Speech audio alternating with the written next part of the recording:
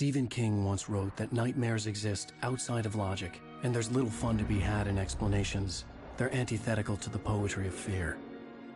In a horror story, the victim keeps asking why, but there can be no explanation, and there shouldn't be one.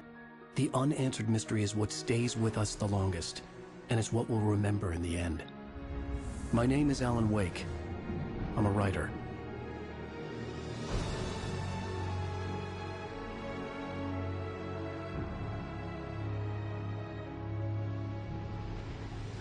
I've always had a vivid imagination, but this dream unsettled me. It was wild and dark and weird, even by my standards.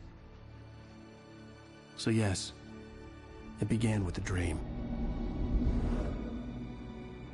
Following a typical nightmare pattern, I was late, desperately trying to reach my destination, a lighthouse.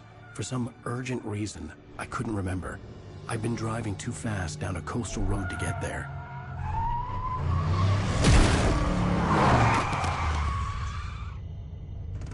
I'd seen the hitchhiker too late.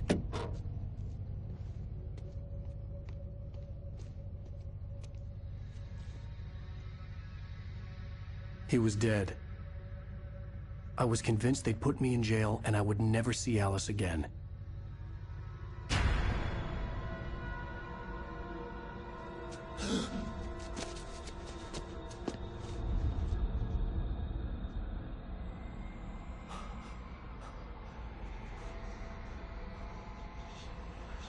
Suddenly, his body was gone.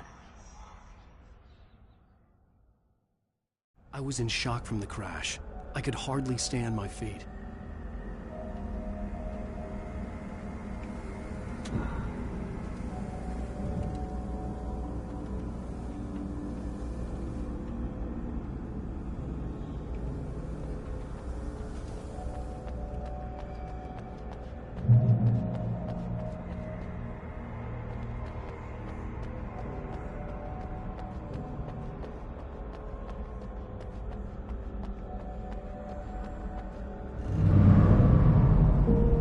To go to the lighthouse. I knew there was something important waiting for me there.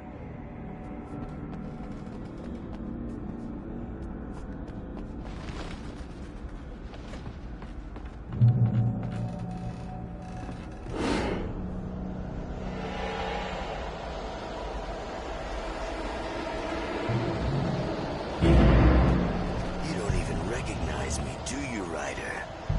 You think you're God? You think you can just make up stuff? Play with people's lives and kill them when you think it adds to the drama? You're in this story now, and I'm making you suffer. There would be a single readable sentence in your books if it wasn't for your editor.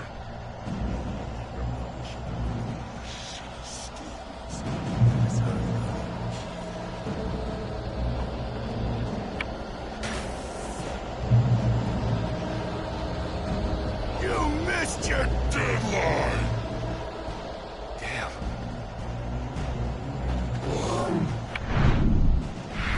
You can't stop me!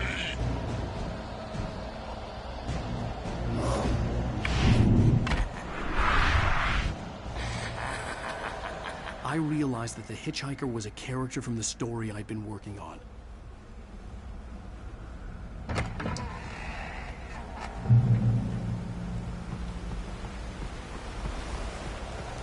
How does it feel to die by the hands of your own creation?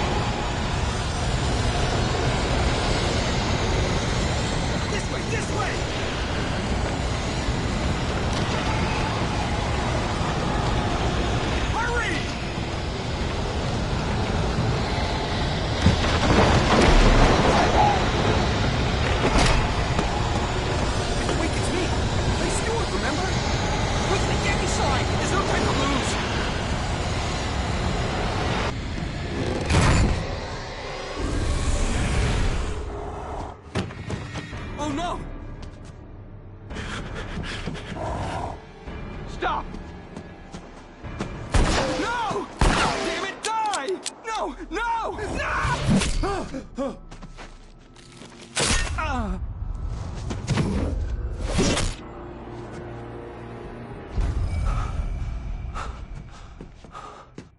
was trapped. There was no way out.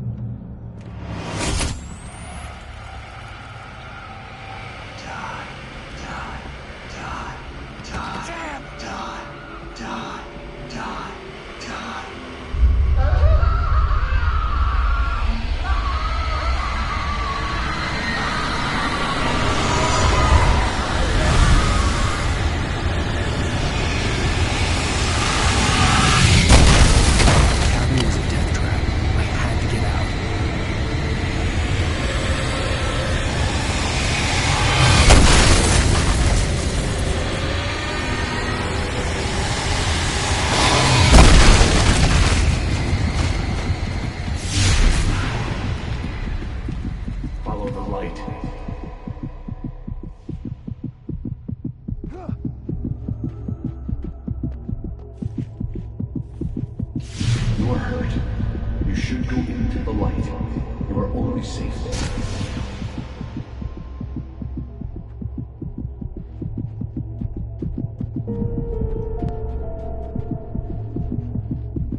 You must go into the light.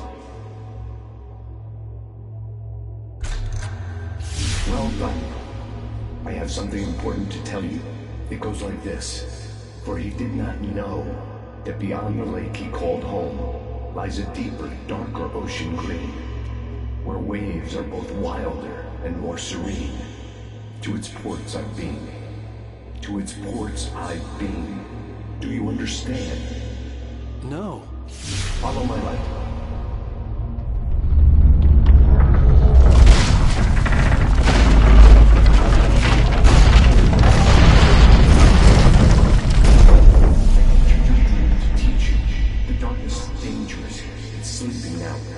When it feels you coming, it will wake up.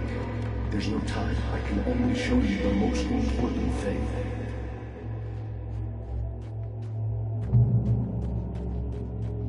This way. There's no time. The hitchhiker has been taken over by the dark presence. You can't hurt him now. The darkness protects him from all harm. Only light can drive the darkness away and make him vulnerable again. Here, take the light. Turn your flashlight toward him and burn the darkness away.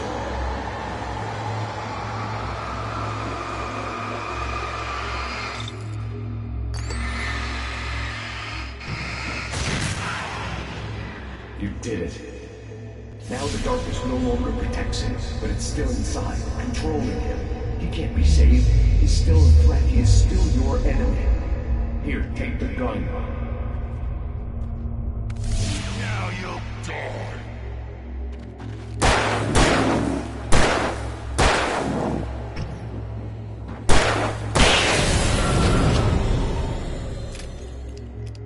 Good. You've done well. Remember what I've taught you. That is all. I will give you back your dream now. In the nightmare, a terrible darkness was taking over the world. The lighthouse was the last safe place on Earth.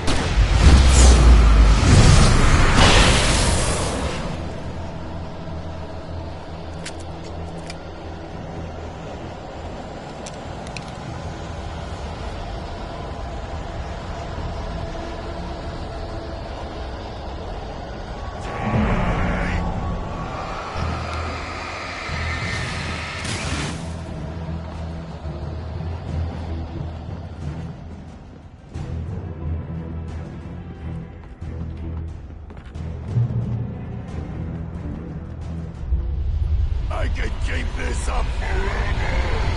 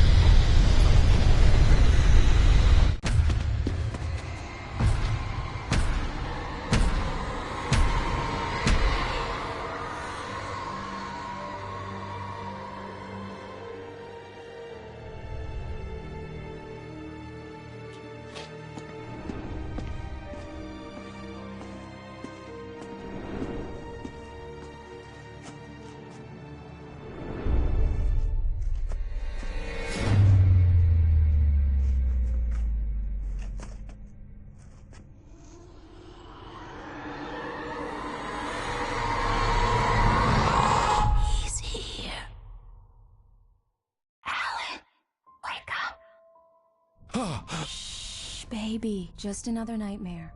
Everything's fine. You dozed off. Right. Anything more than dozed off would be news for everyone. Cheer up, handsome. We're here.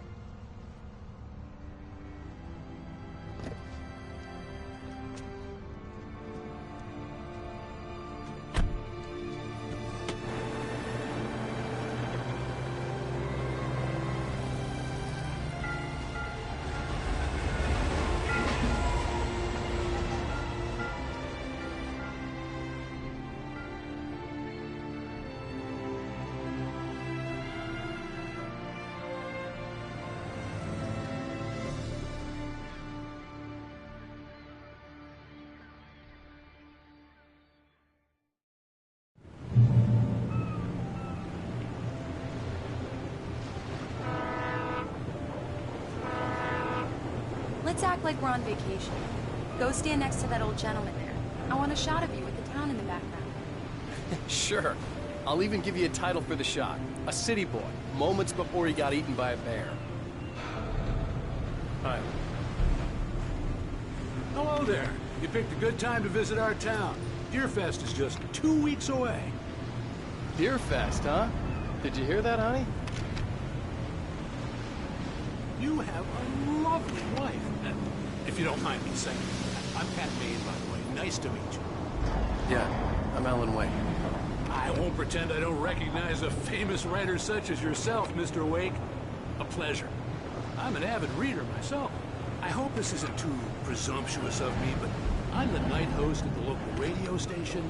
Any chance I could get an interview? Look, Mr. Maine, I'm on vacation. In fact, I'd appreciate it if we could keep my being here just between the two of us. I'm sure you understand. Fair enough. You can trust me to be discreet. Not a hard man to track down if you change your mind, though. I hope you two have a lovely holiday. Very nice. I got a couple of really good ones. So you made a friend. That's cute. Right. Yeah? Hey, bestseller. How's my favorite writer? Are you there yet? Barry. Yeah. We just got here. Are the locals giving you trouble? Just say the word and I'll hop on a plane and come make sure that you're left alone, Al. No, Barry, we're fine. Great, great. Just want to make sure you can relax and recharge. So, how is the place? Has it gotten your creative juices flowing? Barry, we're just settling in. Okay, Al. I'll call back later to make sure you're doing okay. And you call me if there's a problem, okay? Okay. Just looking out for you, buddy. Talk to you later. I love you too, Barry. You know he's going to be calling you every 5 minutes. Barry is Barry. I can always turn off the phone. What did I tell you? Text message from Barry. He says hi to you too. Damn yuppies. Alan, we're here. Come on, let's get back to the car.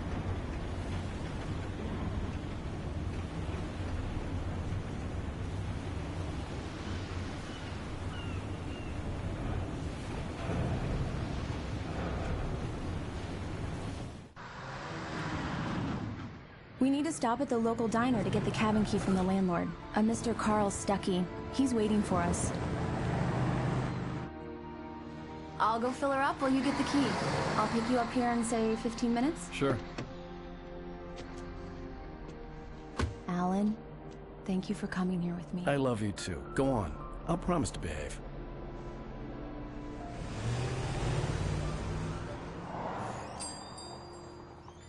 I'd forgotten there were still places like this.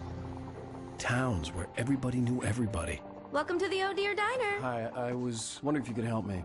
I'm looking for... Mr. Wake. Alan Wake. Oh, God! I am your biggest fan. I know people say that all the time, but I really am. I'm glad to hear that. Rose. Rose, I'm looking for Mr. Stuckey. Carl Stuckey? Carl? Oh, of course, Mr. Wake. He must have gone to visit the restroom. He'll be back in a moment.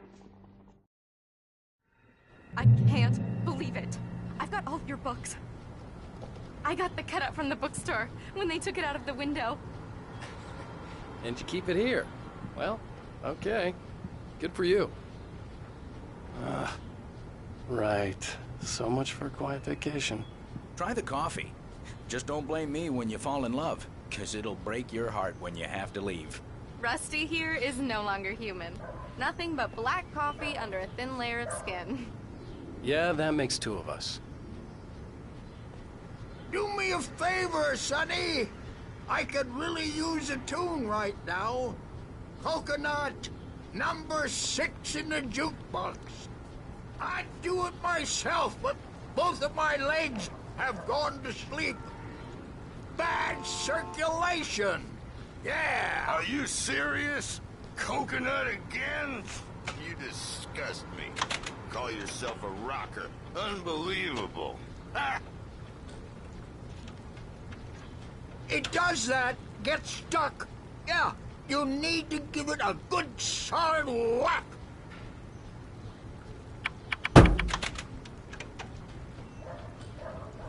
Now that's what I'm talking about, yes!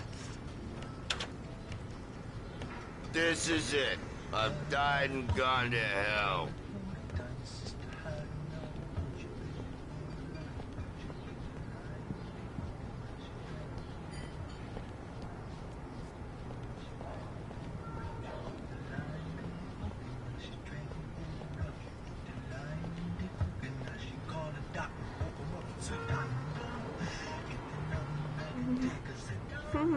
Don't go in there, young man. You can hurt yourself in the dark. I think I can handle it, ma'am. I didn't want to wait. I wanted to find Stuckey, to get the key and get out as soon as possible. The waitress was giving me a headache. Overeager fans always did. Hello? Mr. Stuckey? Carl couldn't make it. Unfortunately, he was taken ill. But I have the key for you and instructions on how to get to the lake. Okay. I wish you a good stay in my cabin. I'll come by later to check how you've settled in. And to meet your wife. I insist. Thanks.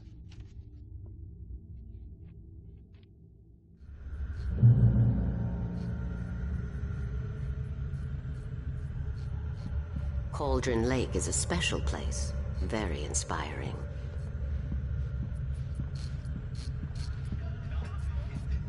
You got lucky this time, young man. You can hurt yourself in the dark. This really ought to be fixed. Even that sounds better than your singing. Are you all right? Splendid, splendid! Damn hernia. It swells up like a balloon if I lift anything heavier than a spoon. Yeah, splendid, splendid. It's been a long time gone. Good to see you. Hey, you happen to have a bottle on you. I wish. The Andersons, they're, local musicians. We're waiting for Dr. Hartman to come pick them up. They wandered off from his clinic at the Cauldron Lake Lodge.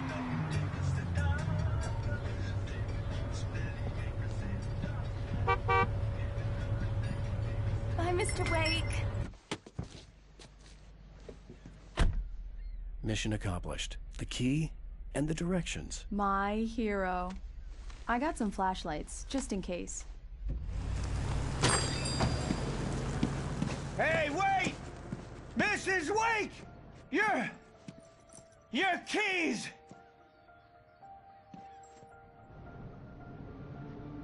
That diner was a real nut house.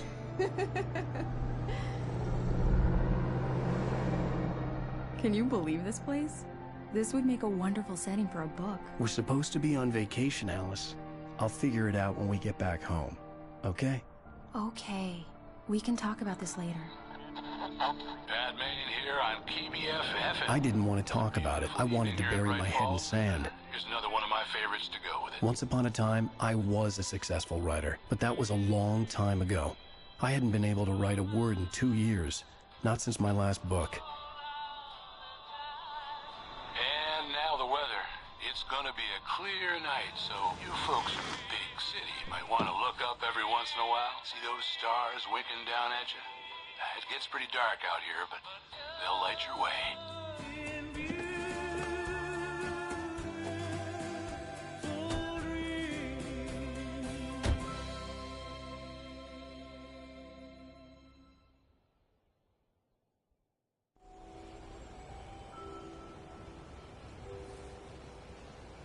Wow. It's gorgeous, Alan. It's something, all right. Don't worry, honey. I'll get you inside safe and sound before it gets dark. And I've got the flashlight. I know. I'm okay. Alice had a phobia. The fear of darkness. I wanted to make sure we were inside with the lights on before sunset.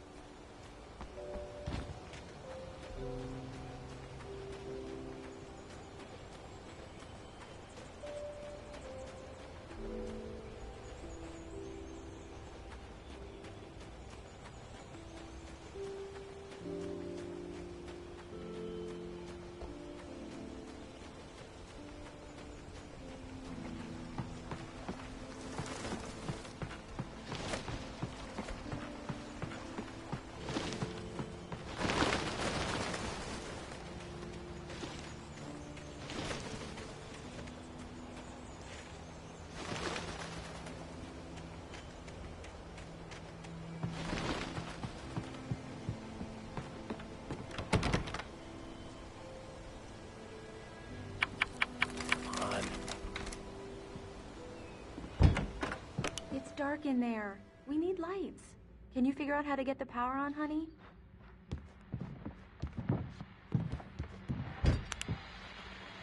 Hello? Anyone here? The Deerfest guests have already started to arrive. Just ran into one on the ferry. Famous artist, no less. We'll see if we can rope him into an interview later on. Now let's go to the phones. Caller, you're on KBFFM. Hi, Pat. It's Rose. Why, hello, Rose. What's on your mind? I know who that famous artist was. It was Alan Wake, wasn't it? He's my favorite writer. Well, Rose, I just saw him at the diner. Oh, I am so excited he's here. I'm sure he's glad to be here, too. Well, folks, I guess...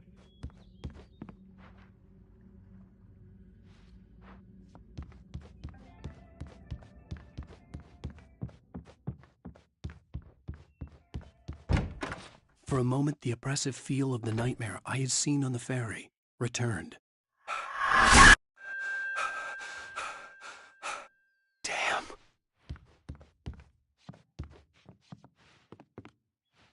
I needed to get the power running in the cabin. There had to be a fuse box or a generator somewhere on the island.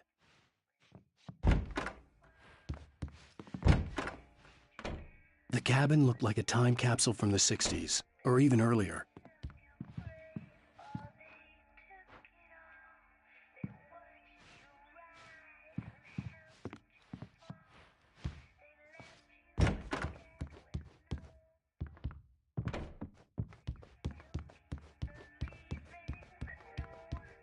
The power cable goes to that shed over there.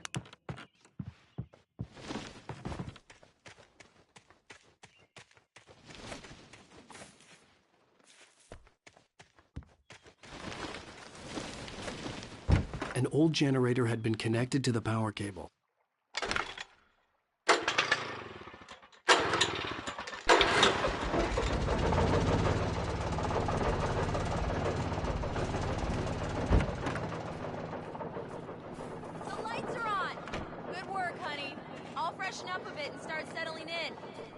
Okay, I'll look around a bit.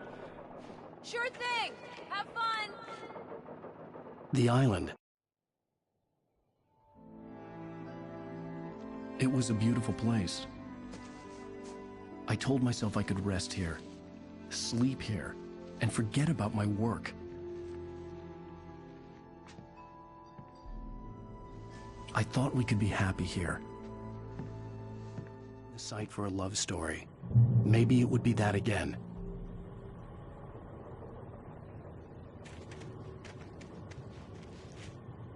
Alice had told me about Cauldron Lake Lodge. The old building used to be a hotel, but these days it was no longer open to the public.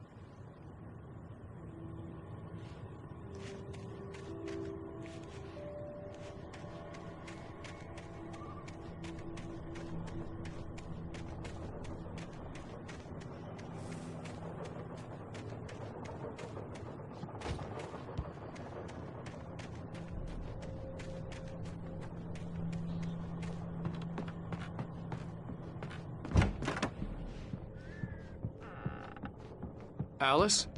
Honey? Alan, I'm upstairs. I have a surprise for you.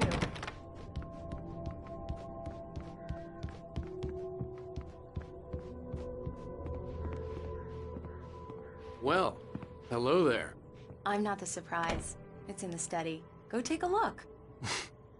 Okay.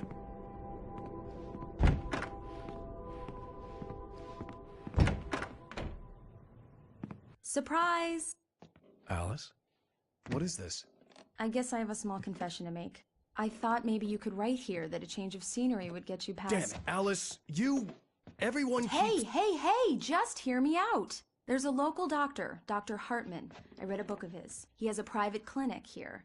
He specializes in helping artists. Maybe... So now you want to get me committed? No, it's not like that. That's not... Alan? Alan? Just don't! I don't want to hear it! God damn it, Alice! God damn it! I knew she wouldn't follow me in the dark. I needed some time alone to think things through.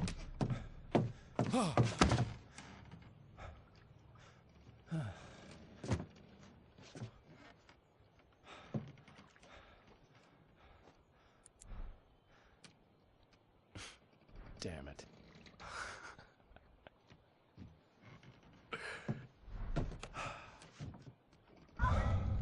Alice? Alice? Alice! The cabin had gone dark. All the lights were out. Alan, where are you? Help! Alice, I'm coming! It's all right, I'm coming! No! What the hell? Alan, help me! Alan! Alice? Alice?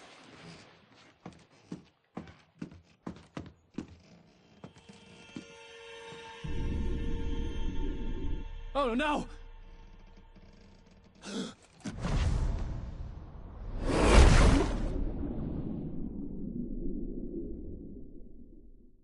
Keep going, Alan. Wake up. Alice?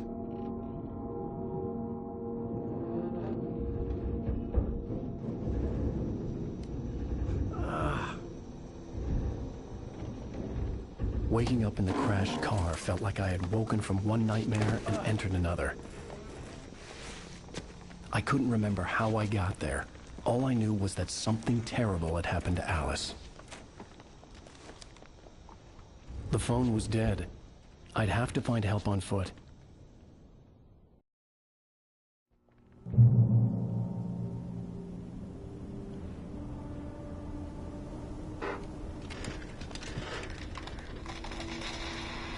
Among Alice's things was a book, The Creator's Dilemma, by a Dr. Emil Hartman. Seeing the book brought back my fight with Alice. I didn't like it, and I didn't like the guy's smug face on the cover either.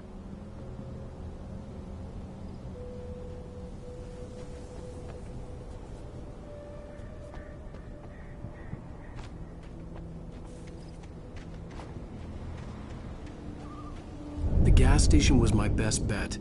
They'd have a phone I could use. It looked like a long hike through the forest to get there.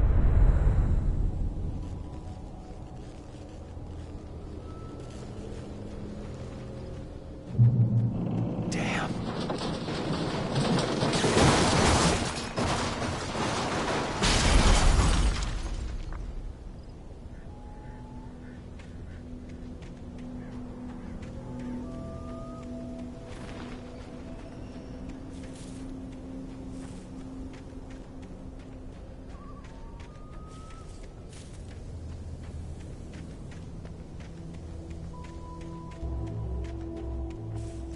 Hello?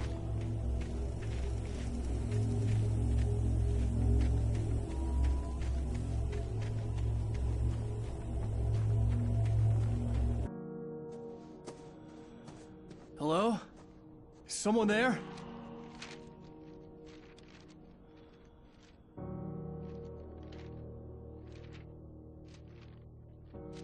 The loose sheets of paper were pages from a manuscript entitled Departure. That was the name I planned to use for the next novel I had never gotten started. I was named the author. I hadn't written it. I couldn't remember writing it. In the scene on the page, the hero was attacked by an axe murderer in the woods at night.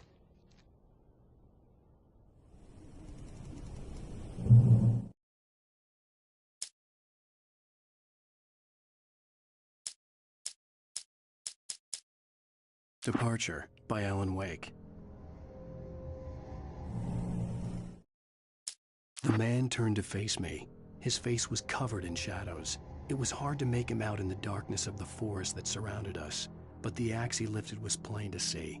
It glistened with the blood of his victim. He grinned madly. The shadows were alive, distorting his features. It was a scene from a nightmare, but I was awake.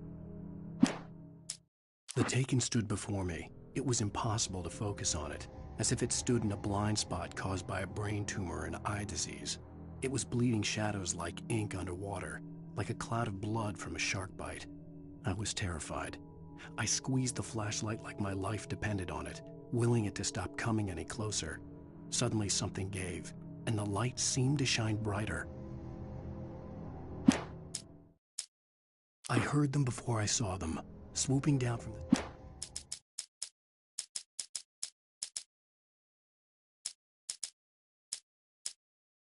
I heard them before I saw them, swooping down from the sky and screeching as they came. I spun around just as the cloud was upon me. For an instant, I stared into 100 dead eyes, black pearls glittering in the darkness. I raised the flashlight and the swarm exploded like fireworks. Feathers burned, turned into ash. I couldn't hear my scream above theirs.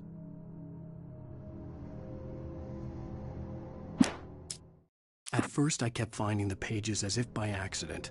The book I couldn't remember was either a terrible and true prophecy or an act of creation that had rewritten the world. I began to hunt the pages feverishly, for they held the answer to the mystery. With it, I could save myself. With it, I could save Alice.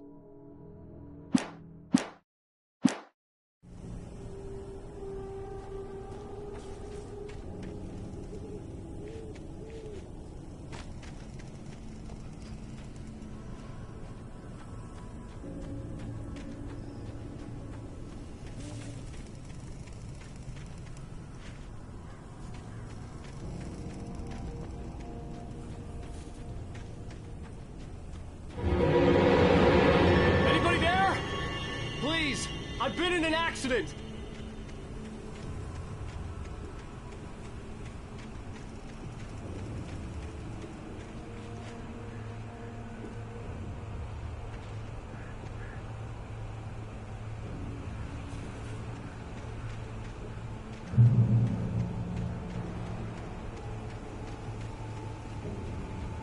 The lights up ahead were a good sign. Maybe I wouldn't have to hike all the way down to the gas station to find a phone.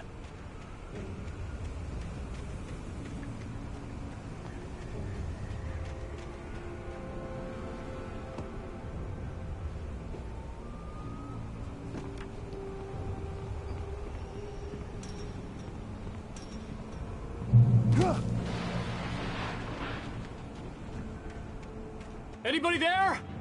Please, I've been in an accident!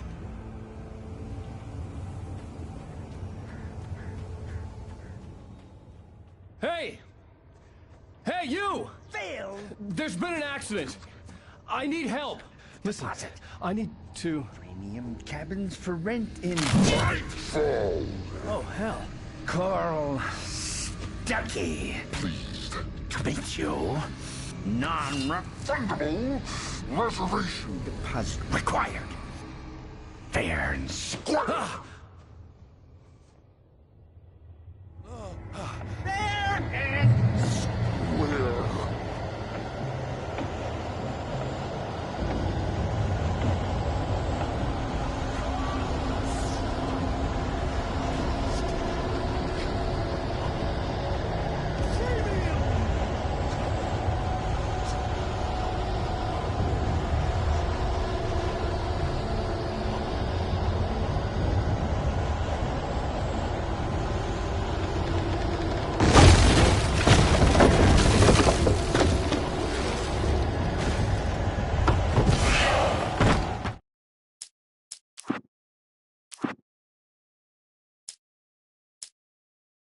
The Taken stood before me. It was impossible to focus on it, as if...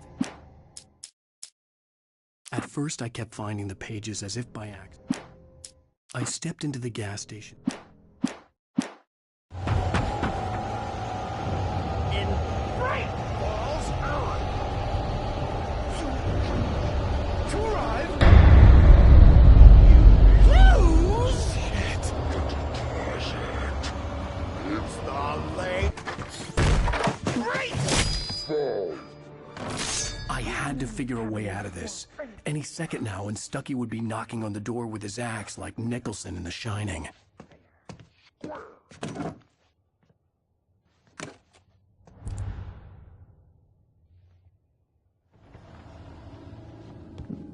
During your record, trying, it's the latest thing. Incontestably proven health benefits let you kill someone with one stone. You can Yes. see the sights and keep those Bright Falls Sheriff Station. How may I... Hello? Hello? Torn.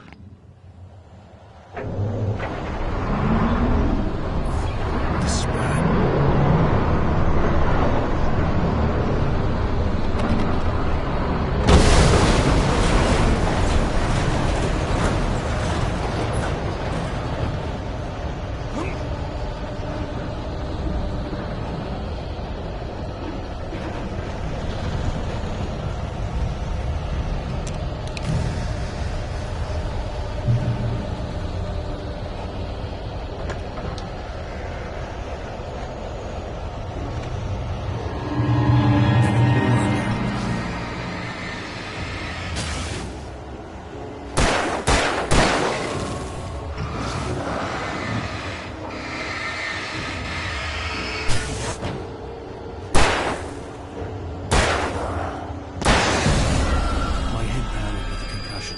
I'd never fired a gun outside a shooting range, and now I just killed someone. Or something. There were no bodies. They just disappeared.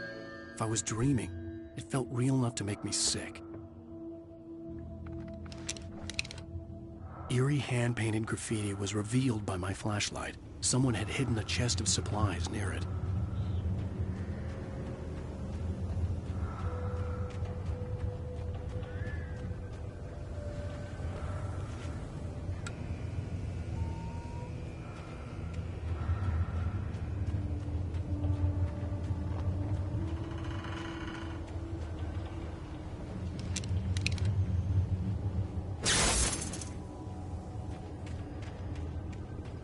The dark forest was the last place I wanted to go, but I had no choice. I had to get to the gas station. It's rabbit season.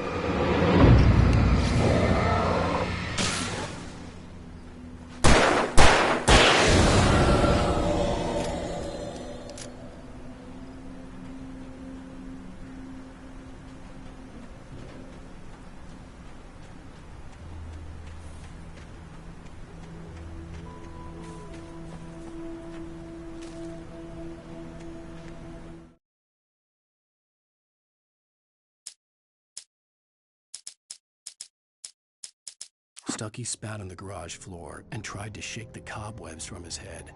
Ever since the couple never showed a big... Rose knew she had been gushing, but right now she didn't care. As far as she was concerned, her brief meeting with Alan Wake was literally the high point of her life. She watched as he got in the car with his wife. She was pretty, confident, at ease with Wake. Not like Rose. They were perfect for each other. She'd have given anything to be called their friend.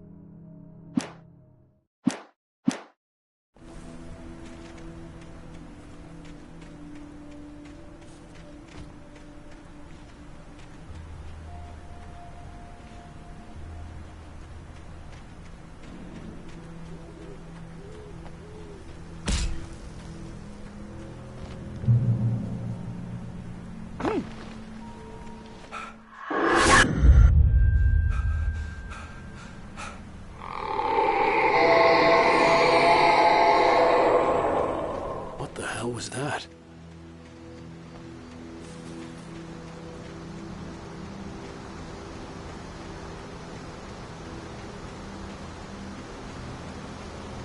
When I saw the river below, something uncoiled itself inside my head. I realized that I'd have to find a way across. I didn't even want to look at the water.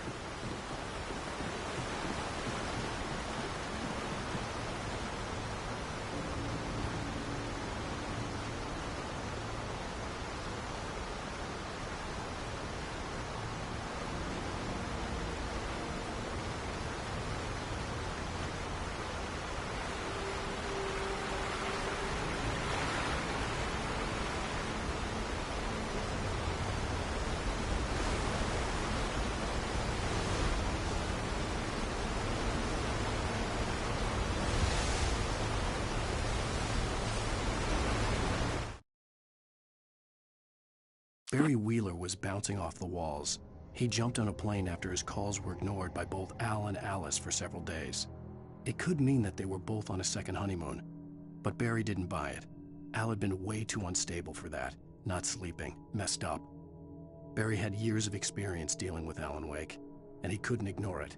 Something was wrong.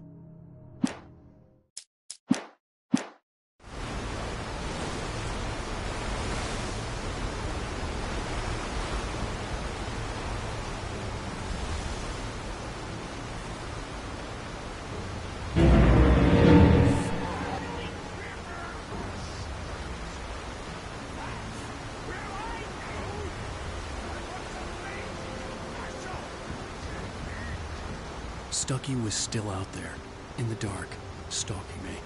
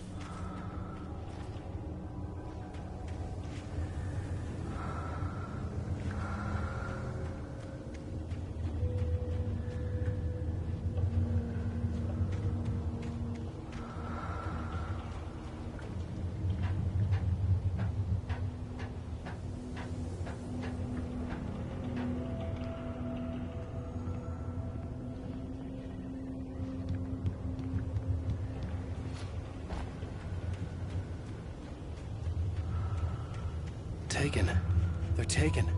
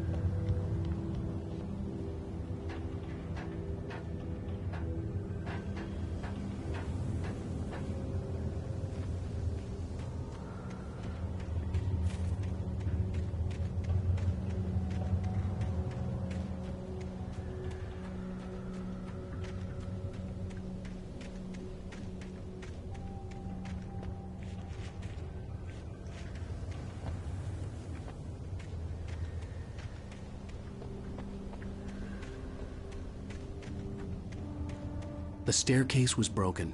I had to make my way up some other way.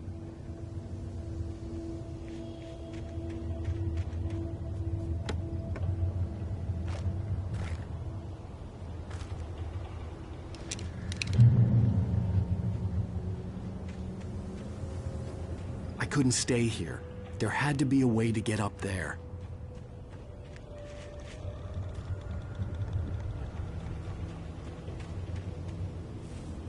There was no power. There was bound to be a generator somewhere at the logging site.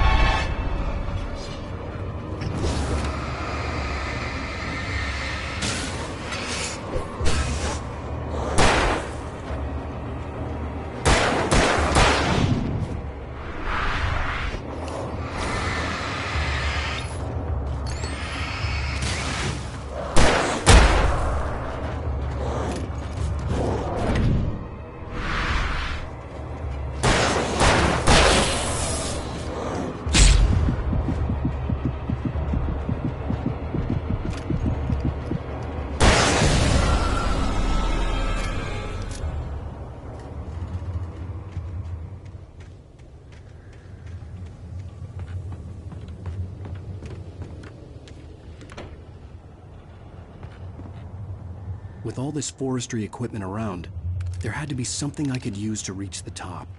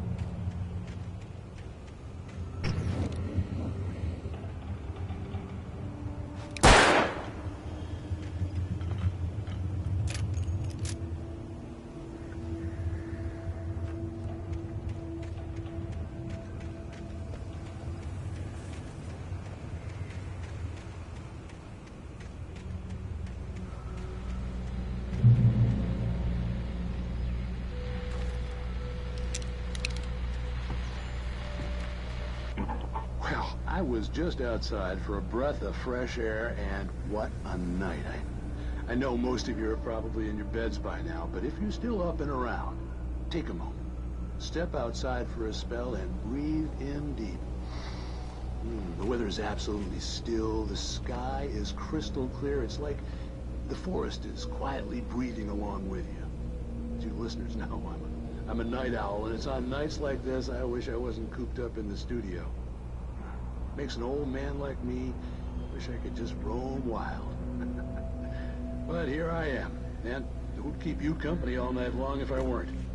It looks like I'm not the only one staying up late. Caller, you're on the air. Hey, Pat, it's Maurice Horton. Hello, Maurice. What are you up to? Well, I was just taking Toby on his walkies. Oh, isn't it beautiful out there?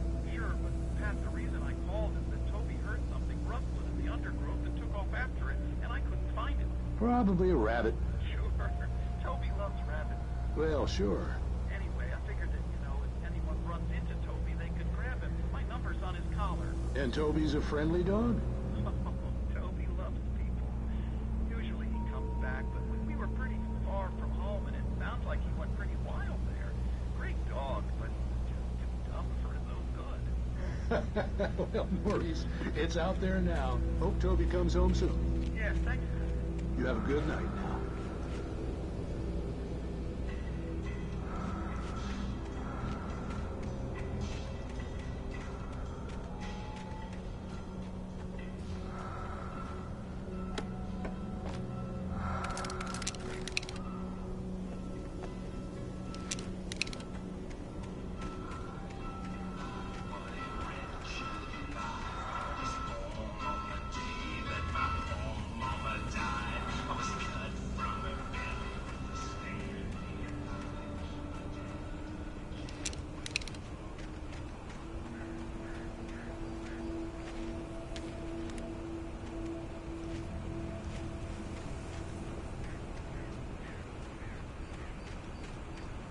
The gas station was closer now, its light welcoming in the darkness. Paul makes the best dogs in the street. Belly Burster is the best with no contest. Hunter Dog is second best. The famous dog is...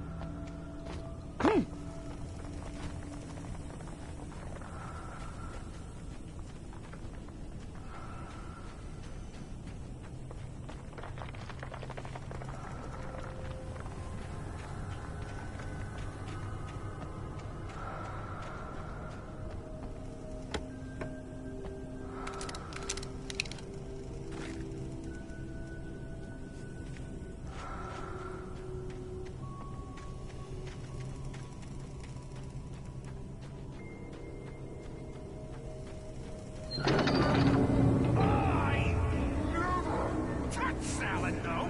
A man like me needs a house! Steve! That's for the death!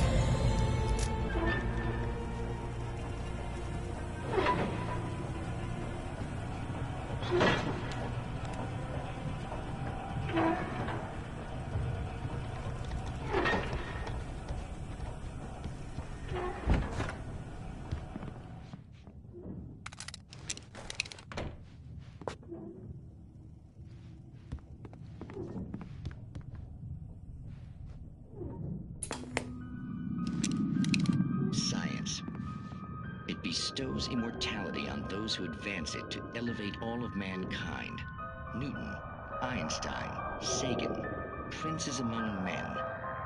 But the price for such a legacy is steep indeed. In Night Springs. Tonight's episode, a quantum suicide. If our lives are already written, it would take a courageous man to change the script. Having called a press conference, Dr. Barclay Colvin is about to demonstrate that very courage. Ladies and gentlemen of the press, I am Dr. Barclay Colvin, and I'm glad so many of you could join me here at the Moorcock Institute. Tonight, I'm going to give a practical demonstration of the many worlds interpretation. As you can see, this is a loaded 9mm pistol. It shall be part of a thought experiment. And now, a real experiment, known as a quantum suicide. Did he say suicide? Is that a real gun? He's kidding, right? Please, stay calm. There is no risk. Observe what occurs when I place the weapon against my own forehead. Now, you might think this round is merely a dud. Not so. Observe the flower pot. And yet, I myself cannot be harmed with this gun. With each pull of the trigger, two new realities branch off. One in which the weapon didn't fire, and one where it did. With my machine here, I have ensured that this reality is always the former. I have bestowed upon myself quantum immortality. Under no circumstances can this gun kill me. So wait. What you're saying is that every time you pull the trigger, in another reality, you die? Yes, of course, but that's completely trivial. There's an infinite number of things that could happen at any moment, and they always do happen somewhere.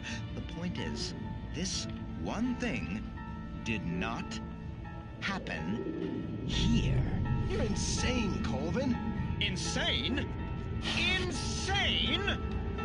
Hey, was this thing supposed to be plugged in? I stumbled on it. You fools!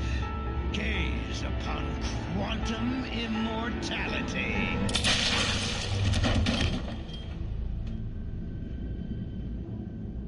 Poor Dr. Colvin, felled by his own hubris or the ignorance of the masses. Perhaps he should have left the crate unopened, the decaying atom unobserved. Curiosity often kills the cat. In Night Springs.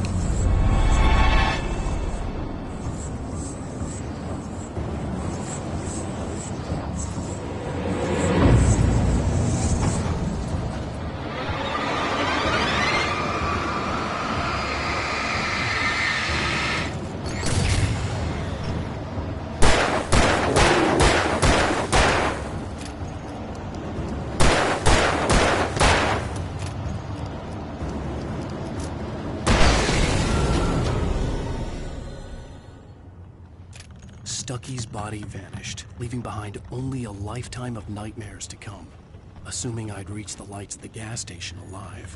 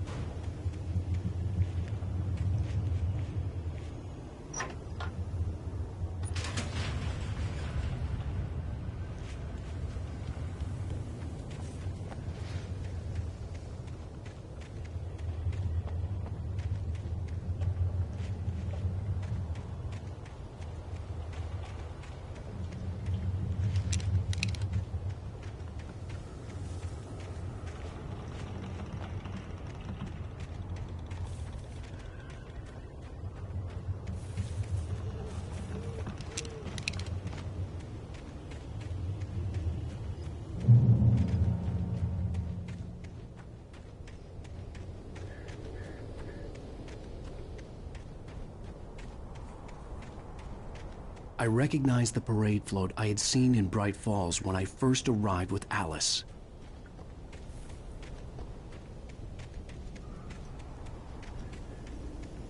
After the insanity I had just experienced in the darkness, the lights of the gas station felt comforting.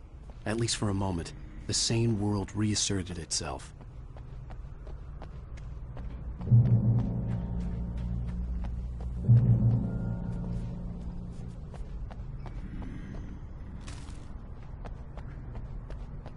The Deer Fest had been 2 weeks away when we arrived. If the day count on the banner was right, I was missing a whole week between the night we got here and now. The garage was a mess. It looked like someone had trashed the place, or that there'd been some kind of fight. I had to get inside the gas station to find a phone to call for help.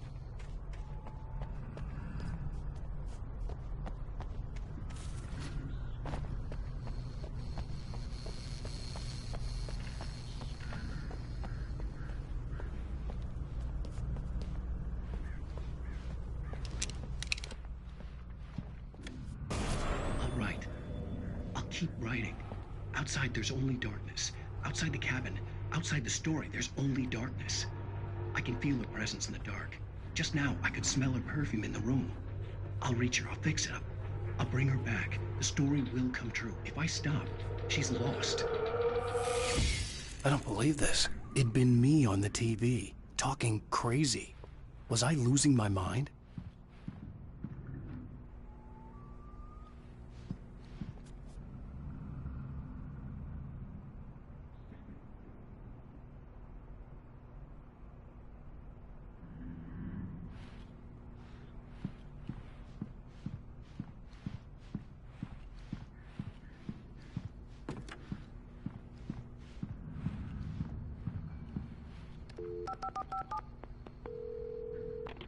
Bright Falls Sheriff Station.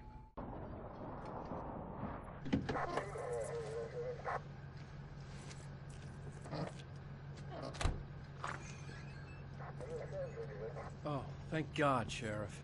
Sheriff Sarah Breaker. You are... I'm Alan Wake, but listen. I was in a car crash. My wife, Alice, she's missing. Calm down, Mr. Wake. We were staying in a cabin on the island, on Cauldron Lake. There's no island on Cauldron Lake. Not since the big eruption in the 70s. Please, I can take you there, okay? You look like you've taken a pretty bad knock to the head. Are you okay? Listen. We'll figure this out. Please get in the car. We'll swing by the lake and then we'll go to the station, okay? Mr. Wake, have you seen Stucky, the guy who owns this place? I realized I couldn't tell her what had happened in the forest. She wouldn't have believed me. And then she wouldn't have helped me with Alice.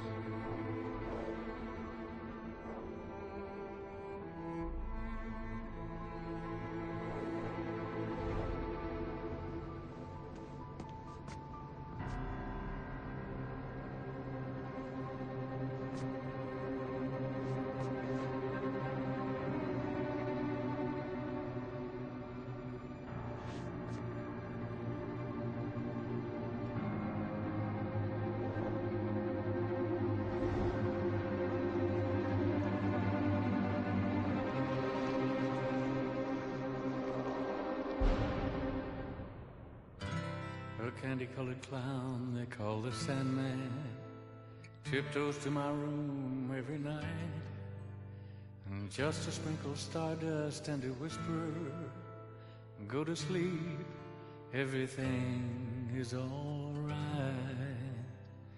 I close my eyes, then I drift away into the magic night. I softly say a silent prayer, like dreamers do. Then I fall asleep to dream my dreams of you. In dreams I walk with you. In dreams I talk to you. In dreams you're mine.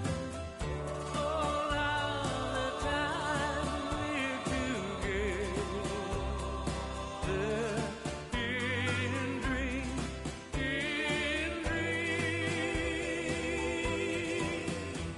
but just Previously on Alan Wake. I came to Bright Falls with my wife, Alice. Thank you for coming here with me.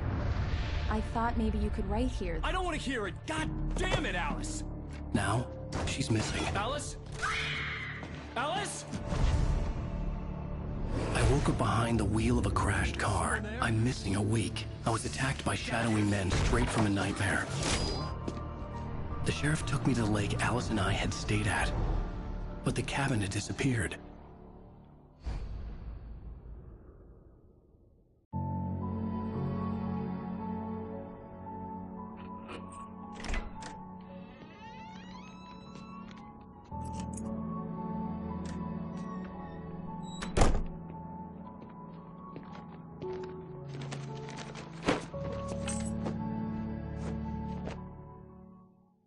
Honey, I'm home. Back here, sweetie. How was it? Worst weather I've ever seen. You should put some coffee on. It'll warm you up. Hey, handsome. This is gonna be a long night, but these shots are turning out great. I guess you're gonna need that coffee then. I'll go put it on.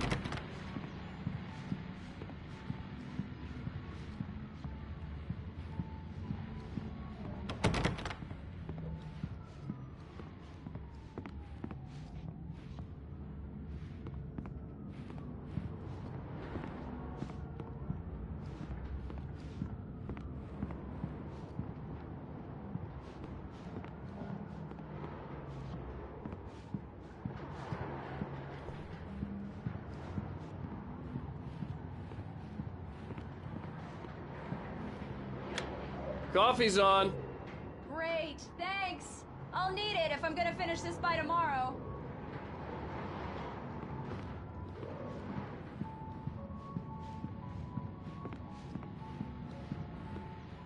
Oh, hey, I just finished those cover mock-ups. They're on your desk. Tell me what you think. No kidding. I didn't think you'd get them done this quickly.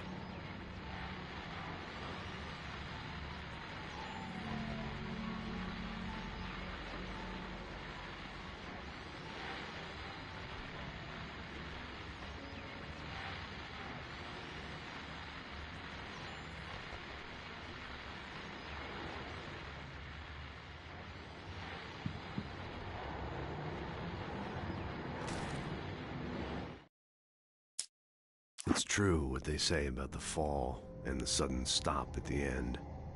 I'd lain here in the snow while the lurid chain of scenes that had led me here kept playing in my head. A rerun of my own private snuff movie. A memory of my corpse. Alone at my own wake. Thinking in metaphors again. The femme fatale was gone. Only a sour taste remained of the kiss that killed me. These look really good. Oh, sure, until Barry gets his hands on them. Which, by the way, will happen over my dead body. The last time was the last time. Oh, This was a late goodbye. 13 years after I'd gotten my revenge, it had finally caught up with me. It had been a long time to bear the pain. My blood painted the snow red. A gruesome slushy dissolved all the scattered painkillers and leisurely dripped down to the sewer, mingling with the bile of the city, becoming one with it. I can see them now, my wife and my baby. Honey, I'm home.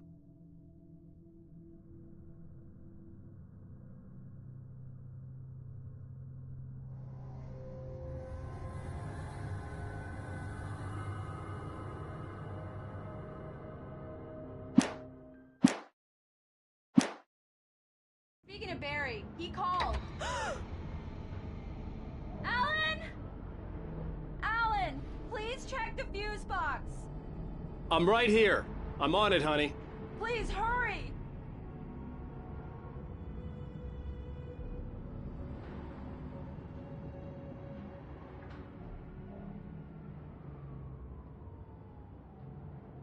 I really don't like this, Alan. Please hurry.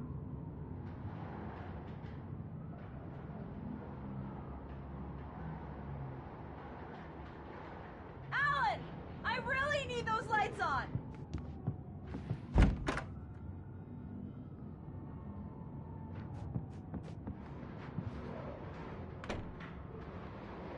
Alan, please! Check the fuse box. It's in the hallway.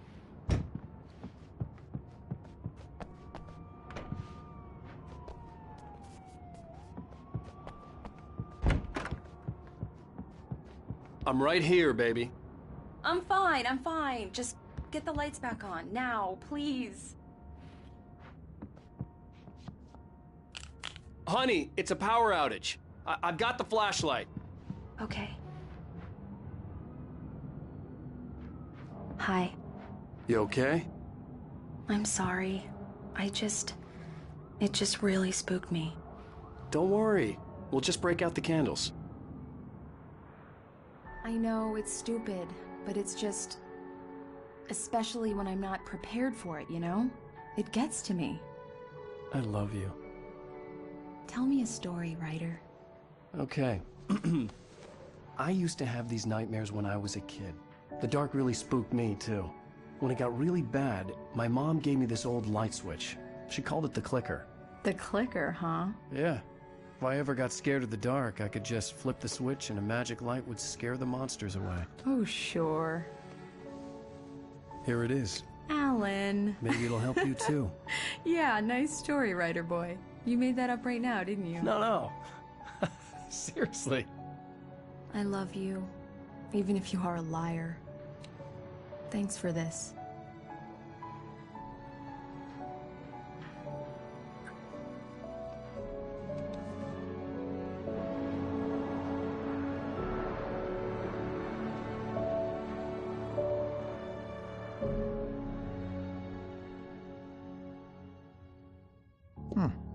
How do you feel, Mr. Wake? Any nausea, disorientation, anything like that?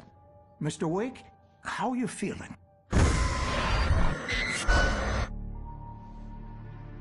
I'm okay. My head's fine. I had to lie about my headache and memory loss.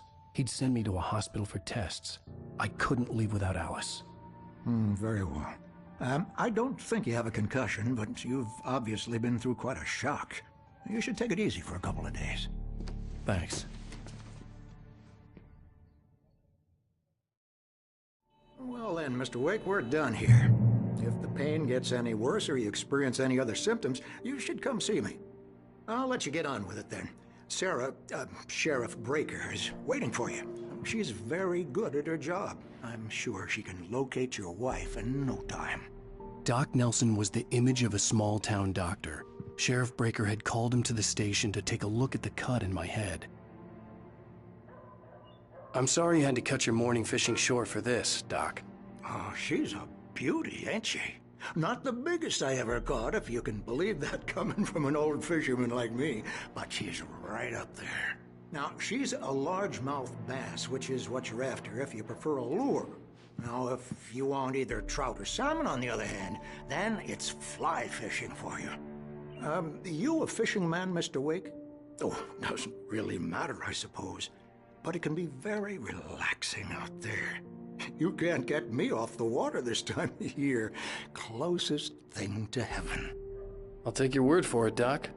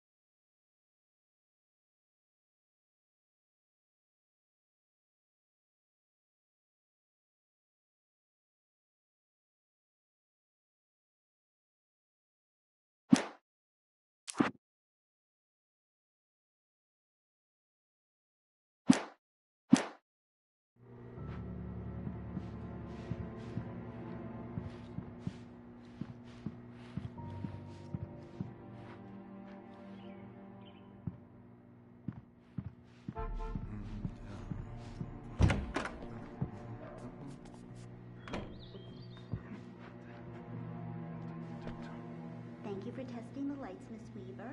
Everything seems to be fine. I don't have the luxury. The bulbs will need changing, so you can't change them in the dark. I'll be sure to take care of it, Miss Weaver. Have a nice day now. Very good. I'll come back later on to remind you, just in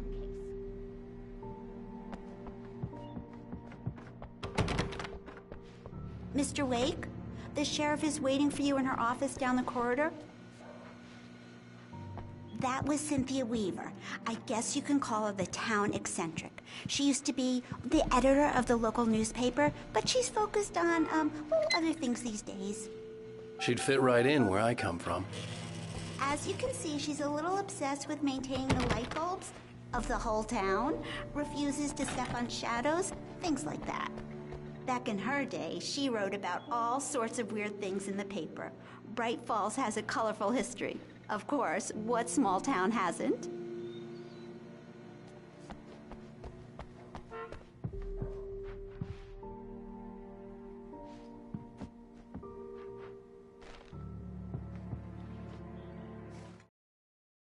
Alice looked through the viewfinder, lining up the shot.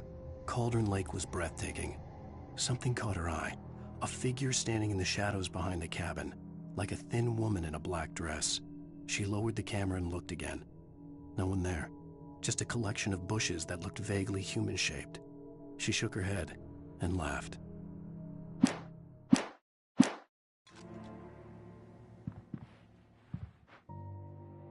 Yeah, it's Mulligan here.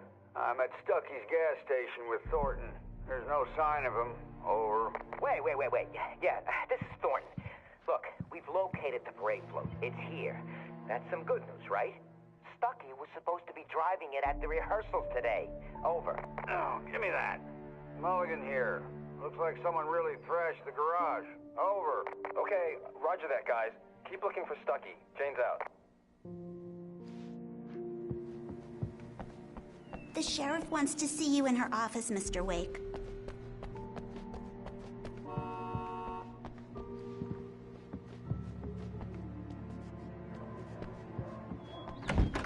Come in, Mr. Wake. Your phone's on the desk. The battery was dead. It's charged now. Have you started looking for my wife yet? My men are already on it. Now, can you tell me what happened? I'm not sure. I can't remember. We were arguing. I walked out of the cabin. The cabin on Cauldron Lake? How did you end up at Stucky's gas station? I wanted to tell her what had happened last night, but I couldn't. She'd lock me up. Excuse me. I need to take this. Hello? Alan, please help me. Alice? Stop talking to the law. You'll do exactly what I say if you ever want to see your wife again. Who is this? Go to the back lot. There's a hole in the fence on the left. Look inside the junker. I left a little something there to convince you we're all on the same page here. After you ditch the cops, you're gonna meet me in Elderwood National Park. There's a spot called Lover's Peak. Mr. Wake, can I help you with anything? Don't do nothing stupid, pal. We're watching you.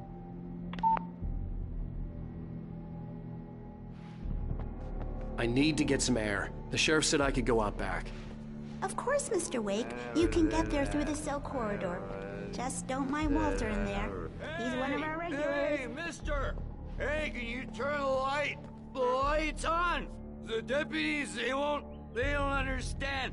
They won't listen to me. I need it to be bright in here!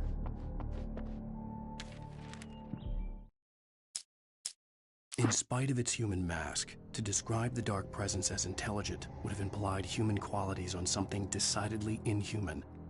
Nonetheless, it found the one spot in the diner that was dark enough. Some light spilled into the corridor, ravaging it. But it took the pain. Horrible as it was, the writer would soon fix that. He would be coming to the one place where it still had power.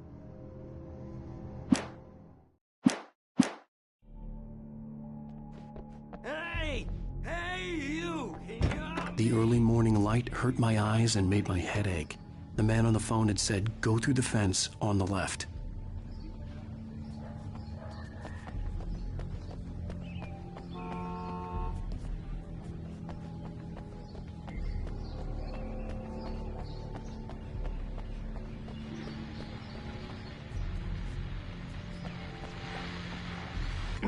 Well, folks, it's been another long night, and it's about time for me to sign off for a while. God knows I need my beauty sleep. Just one more item before I go. It's been a busy night for the sheriff's department. We've had a few broken windows, even a report of shots fired on Main Street. Deputies Mulligan and Thornton had to deal with two intoxicated young men who were celebrating the completion of their Deer Fest float. Now, folks, I know it's exciting. The big day's almost here.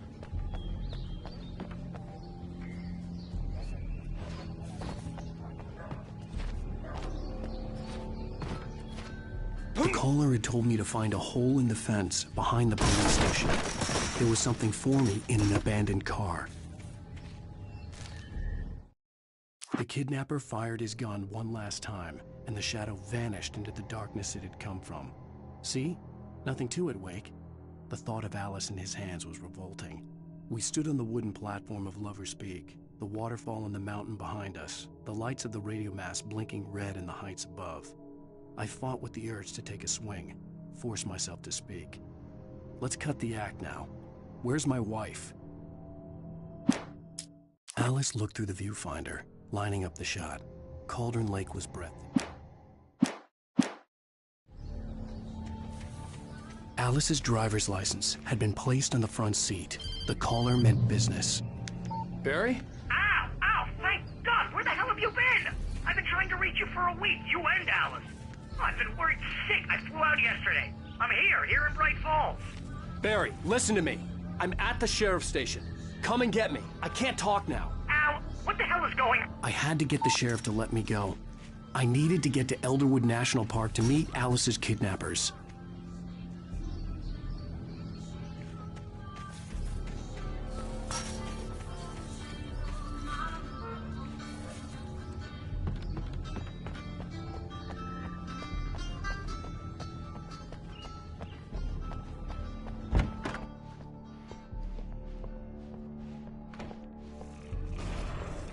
A writer is a light that reveals the world of his story from darkness, shapes it from nothingness.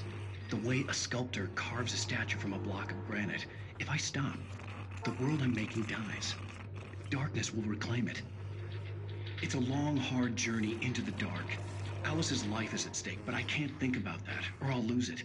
The dread lingers at the edge of perception. I'll push on. Anything is possible here. I'll write the story. I'll save her.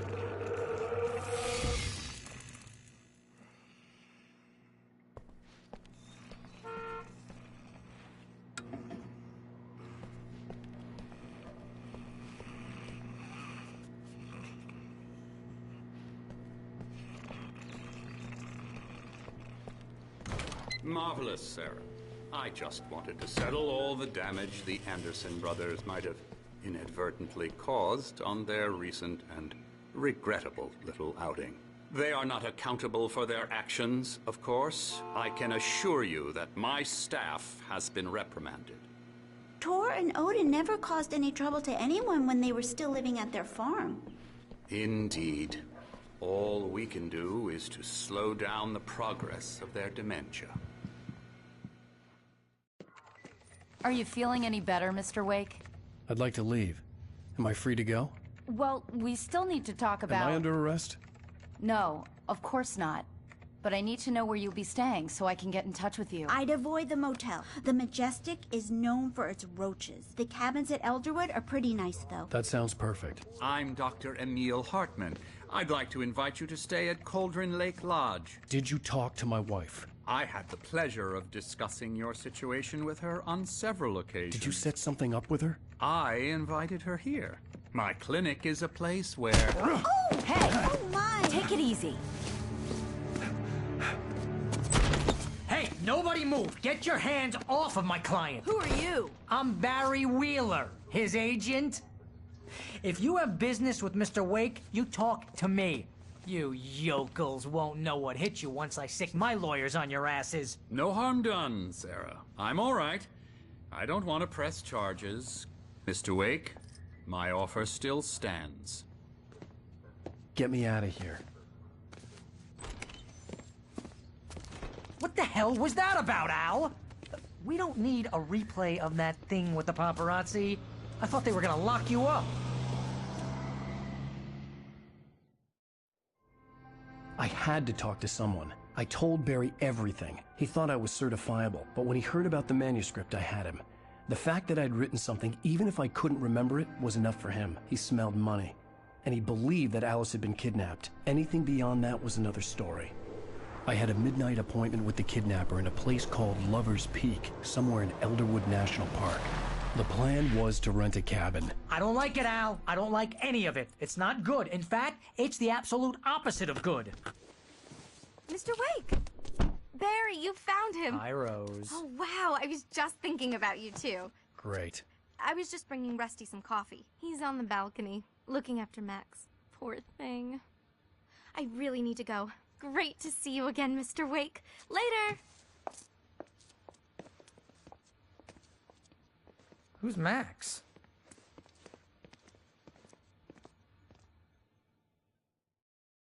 What an airhead. Jeez, Mr. Takes a swing at everybody. This is not her fault. She's a very nice girl and, more importantly, a fan.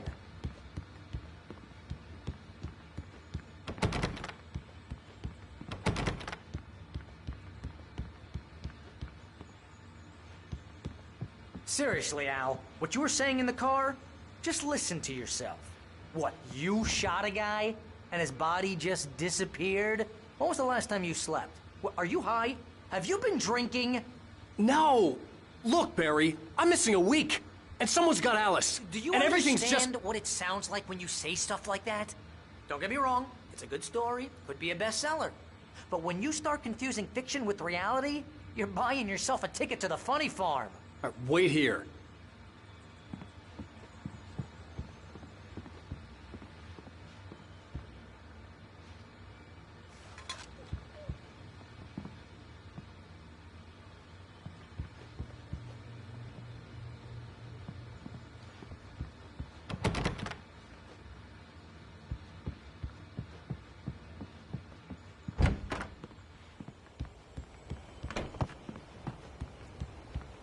Easy there, boy.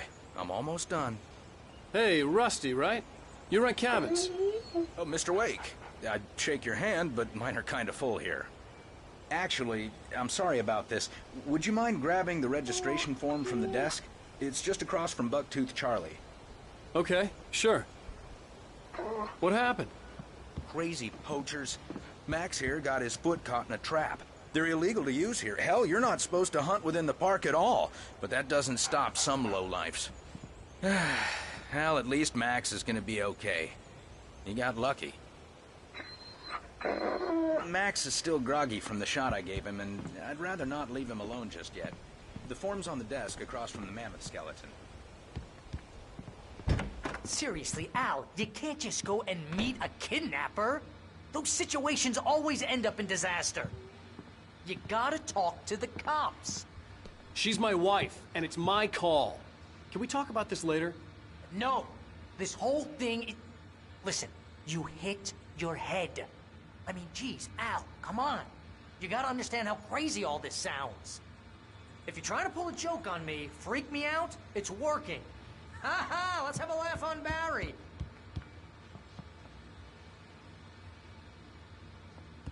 Wait here.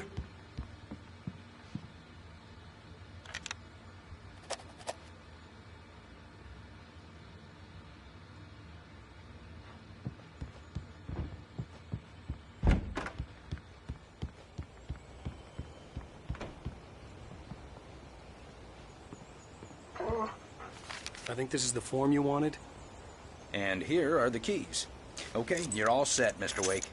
Glad to have you staying here. Thanks. Can you tell me how to get to Lover's Peak? Oh, sure. It's at the end of the nature trail. Just follow the paths, you'll get to it eventually. It's an easy walk. Nice spot, too. If you have any trouble finding it, just keep your eyes on the radio mast. It's right below that. Look, Al, you're asking me to believe that you shot a dude who went poof into thin air, a guy who was bulletproof until you pointed a flashlight at him. You hear that from people who end up spending time in padded rooms, strapped to their beds, wearing white shirts with too long tangled up sleeves, and eating a healthy diet of pills. Al, you make cruel jokes about people who believe that kind of stuff. You're the skeptic.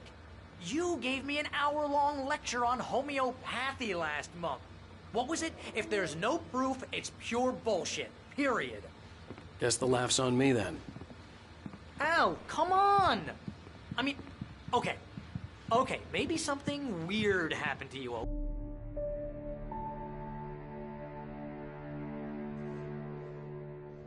That's just crazy talk, Al. Al? We should go to the sheriff or call the FBI. Damn it, Barry, they'll kill her!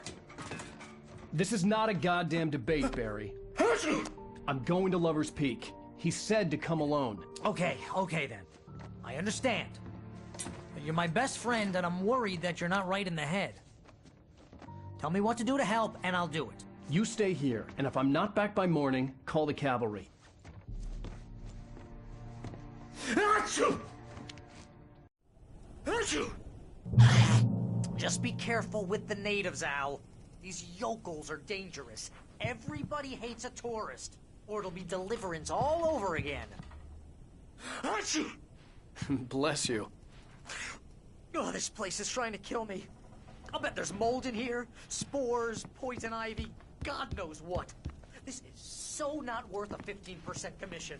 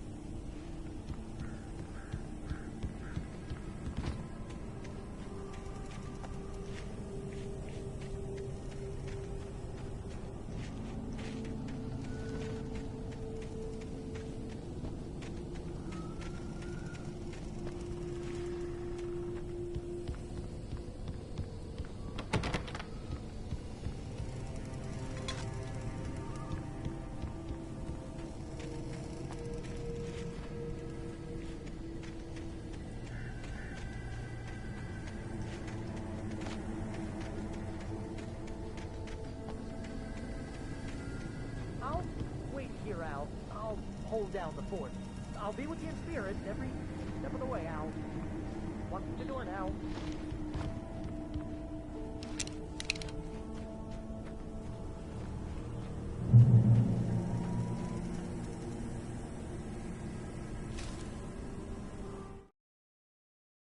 Barry had never gotten along with Alice, but he knew Alan loved her with an almost frightening intensity. And now something had happened to Alice. And here was Al armed with a gun and saying things people got put in padded cells for. It was as if his friend had experienced a massive psychotic episode and was now totally disconnected from reality. It scared me.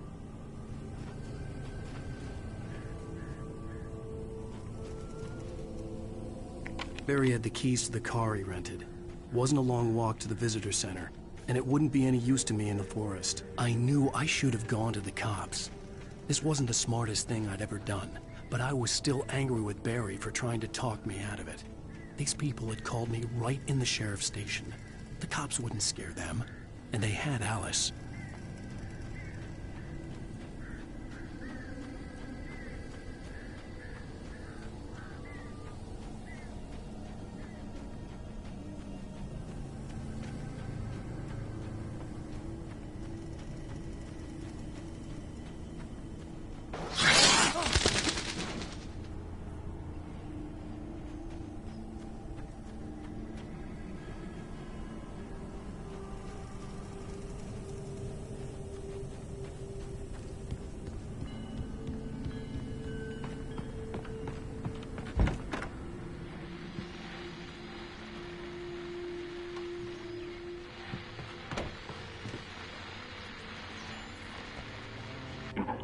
Welcome back to the show, folks. As promised, our very own Dr. Nelson has just parked his rear end in the studio. Doc, what's your Deerfest plan like? My plan? You make it sound a lot more organized than I ever seem to manage.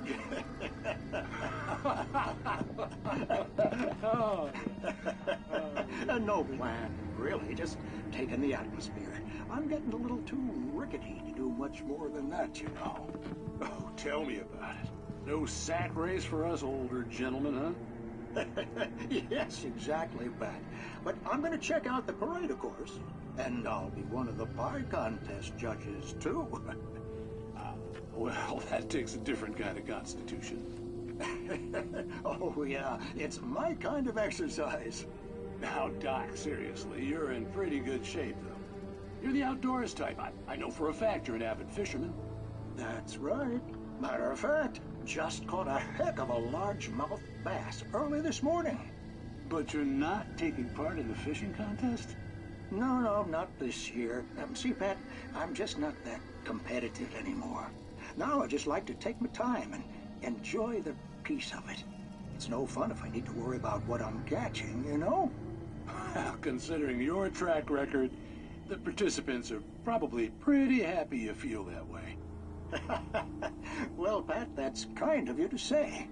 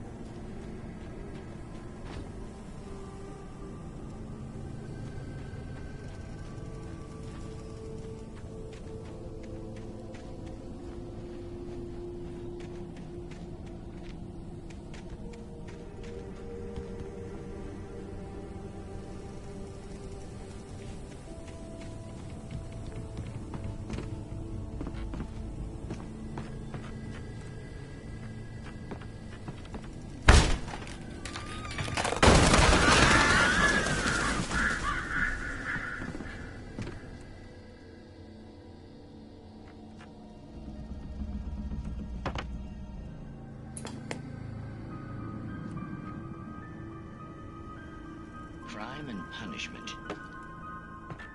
The cancer and cure of civilization. But some crimes are impossible to punish, especially in Night Springs. Tonight's episode, The Man in the Mirror.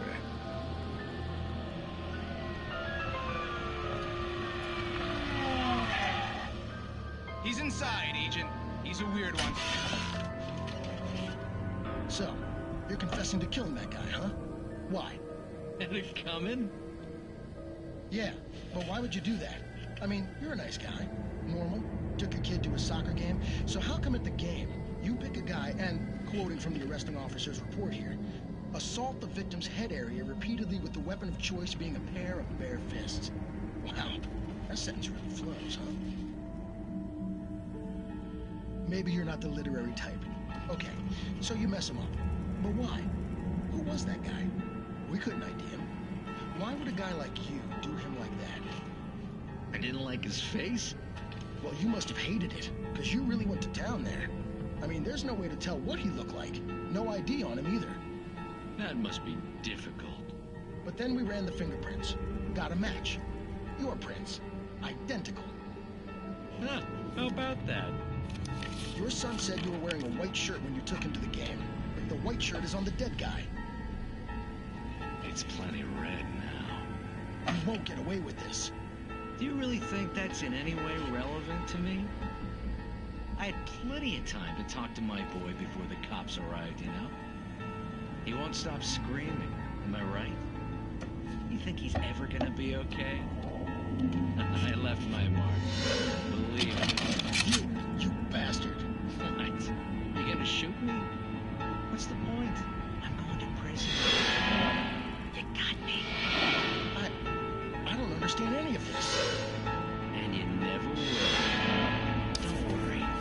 Maybe you'll see me again, Agent. Maybe in the mirror.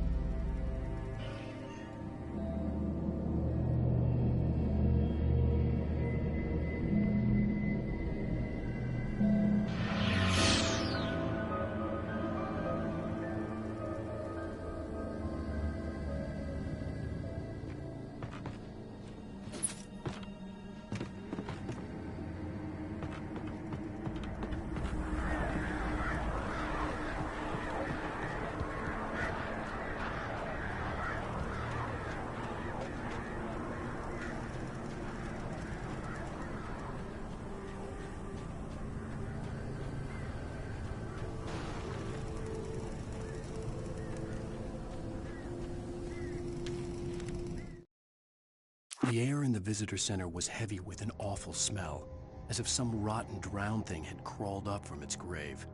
Rusty kept coughing blood. My eyes were drawn to the twisted shape of his broken leg. The attack had been vicious. Max whined in his cage. Rusty's eyes were wild with fear and terror. He gasped. "Mr. Wake, it happened just the way it was on that page."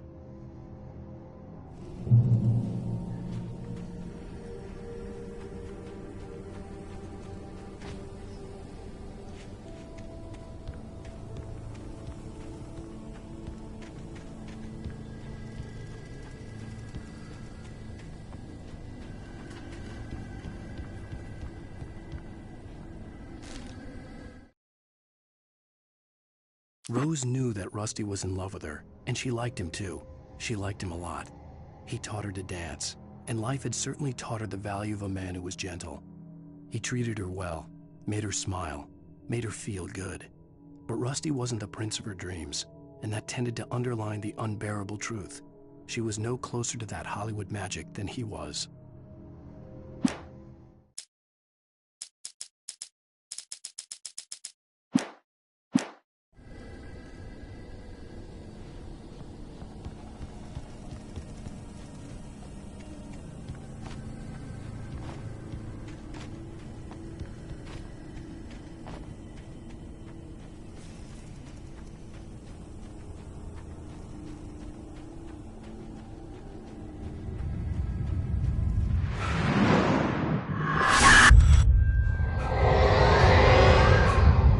vision left me weak. This was no head injury.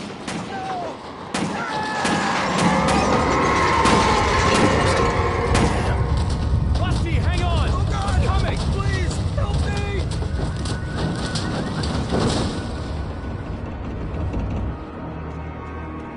Anybody? Help me!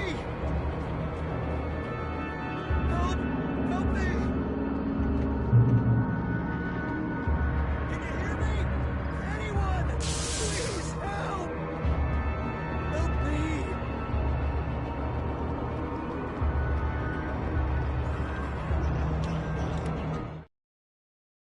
The visitor center was sturdy, but the impact turned the front of the building into splinters. Rusty was thrown across the lobby like a rag doll and hit the far wall hard.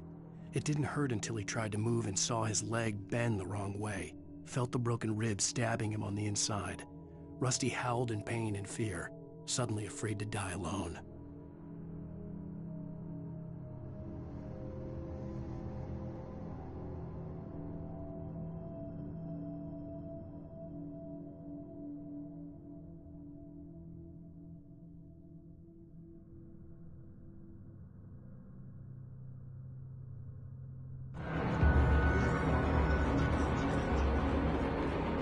The ranger's office was locked. I'd need a key to get in.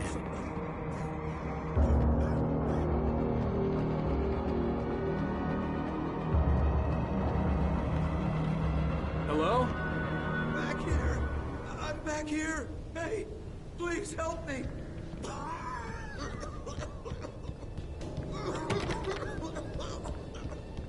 I'm here!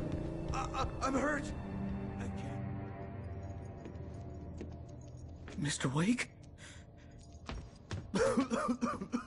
Oh, hell. It happened just the way it was on that page. I found... came true. It knew. So dark. It'll come back for me. You must... The lights. In the office. I have the key. Okay, Rusty. Hang on. I'll be right back. Whatever did this couldn't be far. Rusty had found a page from the manuscript. It would help me understand what had happened.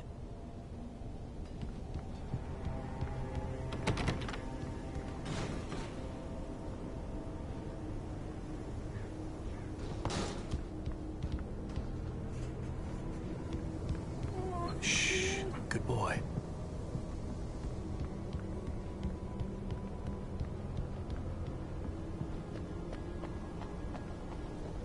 The only way to make sure that Rusty was safe was to get the power running and the lights back on.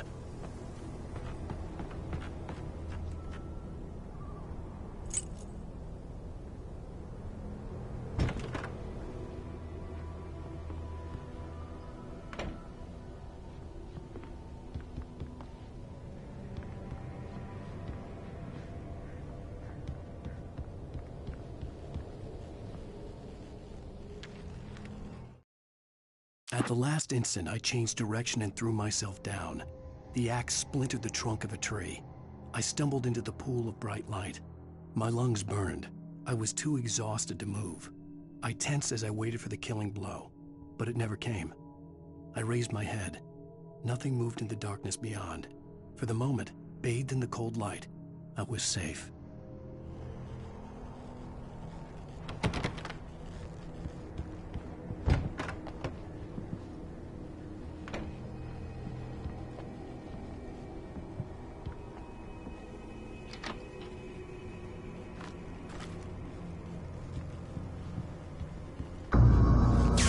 Too late. Someone had destroyed the circuit breaker. There was no way to get the lights back on.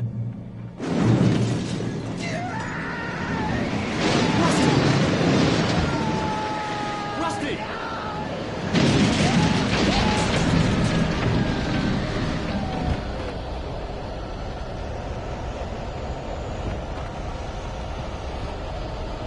The ground was covered with oily patches that looked like liquid darkness.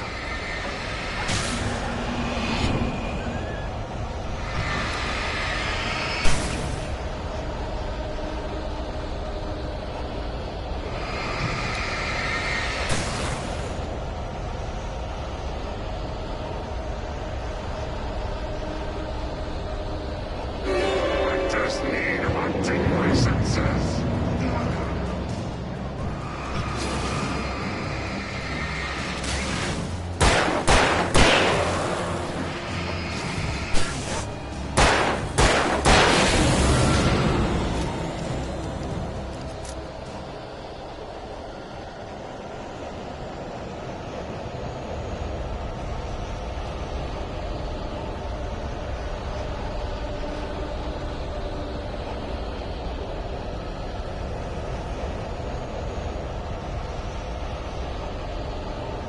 Something had torn a mammoth-sized hole in the wall.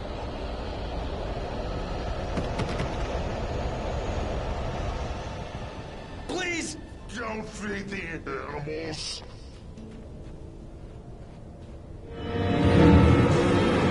Fishing! For those visitors who purchase a park fishing license, obey at all times. Rusty?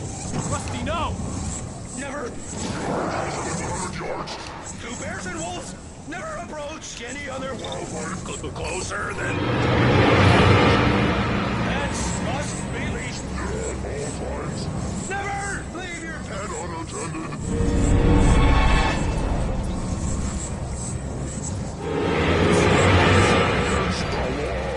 To remove any objects or historical artifacts from the park.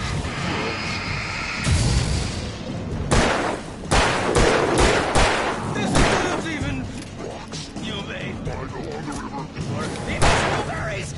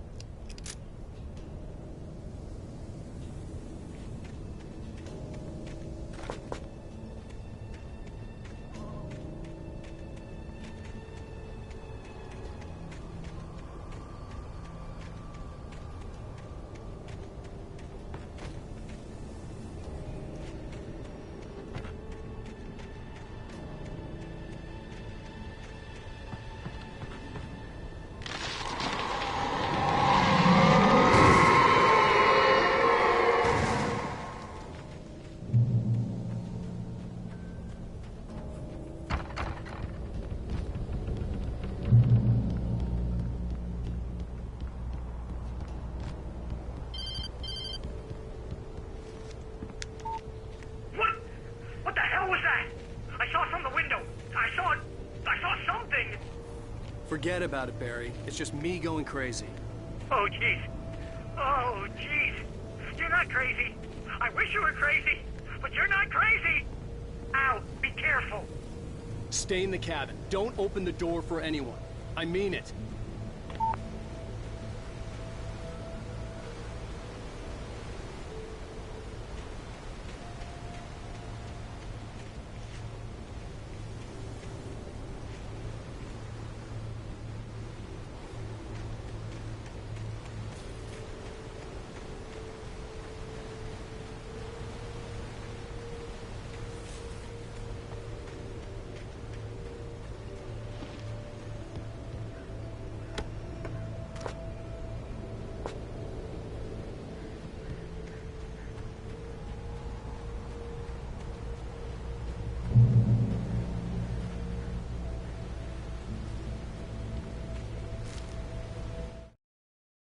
In that last instant of consciousness, Rusty thought about Rose.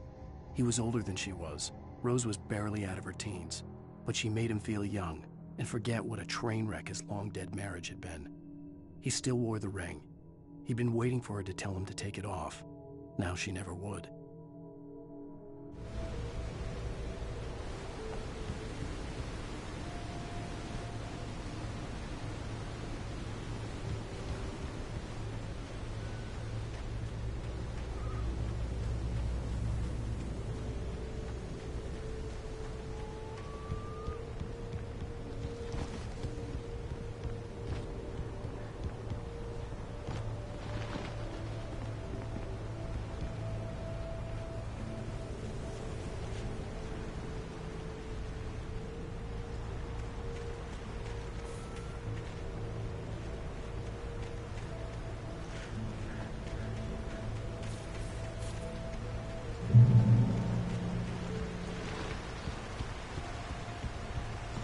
Lover's Peak was at the far end of the nature trail.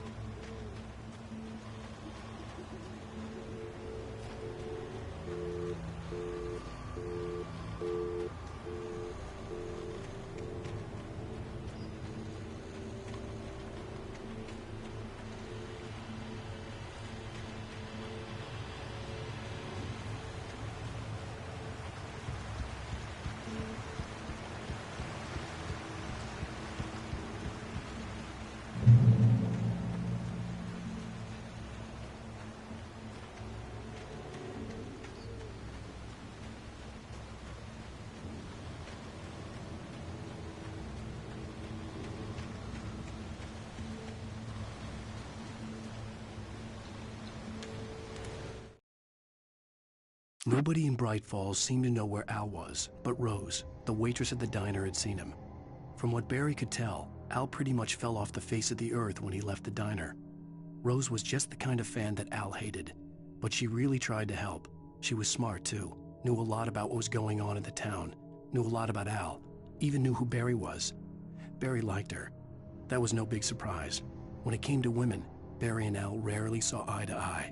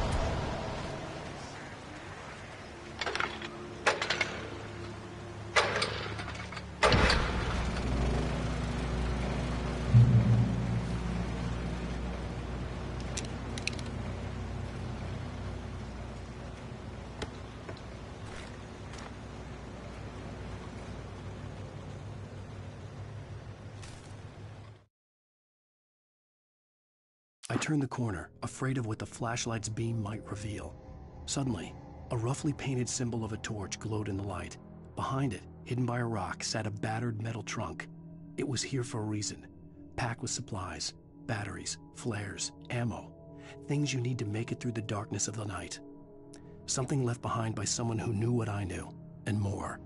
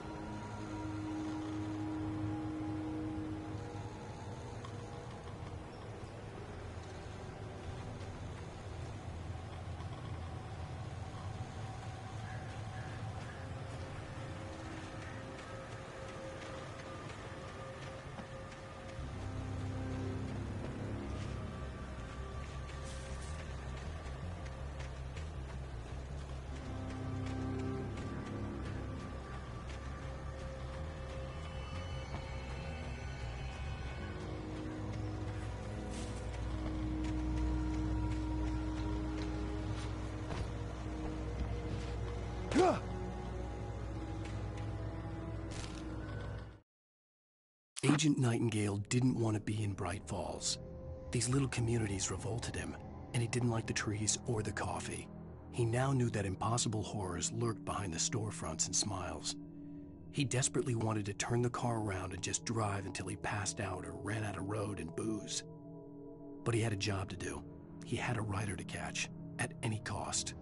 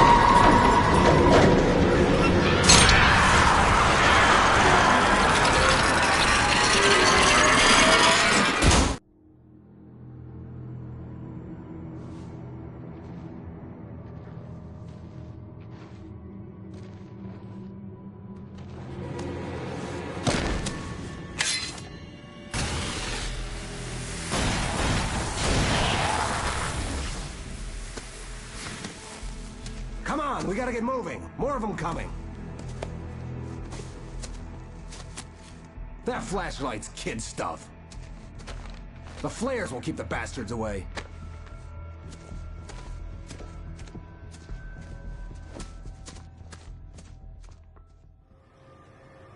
You can see them too? Hell, of course I see them. Come on, we gotta move. Why? Because that's the way the story goes. Yeah, but... Let's move! I lost my gun back there. Oh, I've got a gun. Just keep that light steady on him. It took a moment, but then I recognized him. He'd been on the ferry when I first arrived here with Alice. He knew my name.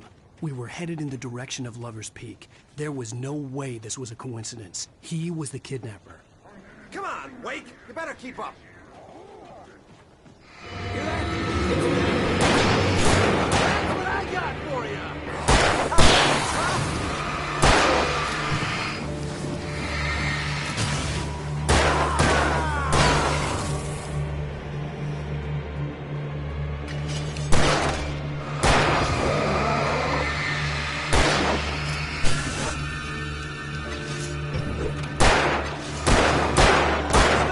Stop fighting me!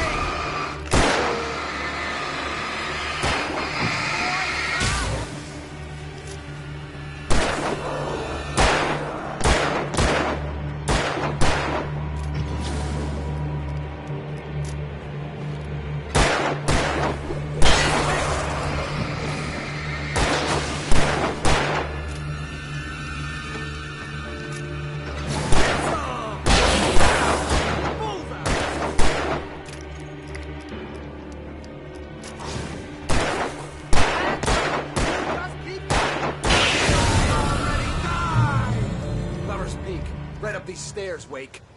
Use the flares from the emergency box to hold them off while I get these boards off. Give me the gun. Yeah, no can do, Wake. Are you kidding? Give me the gun! No time for back talk. Hold them off, damn it.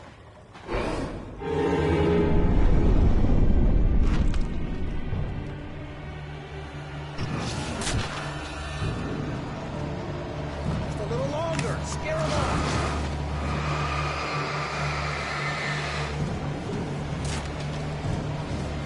Get some light on those bastards. That'll keep them off us.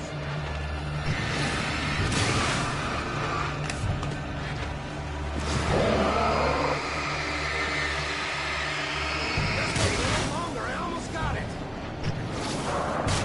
Okay, it's over. Move it or lose it.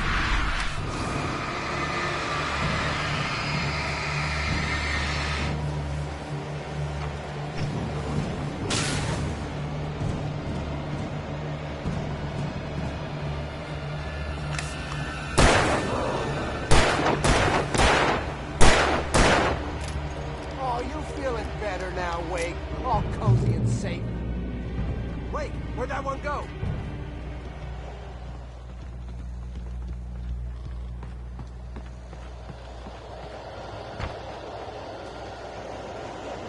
Better get ready. They'll be on us soon.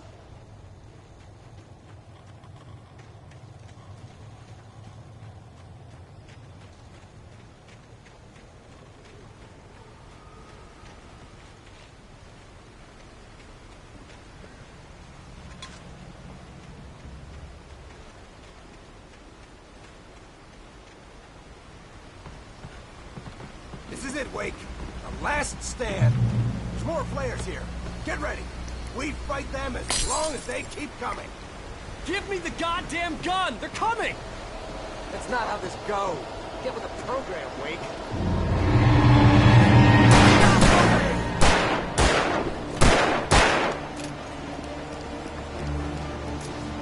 That's what I got for you.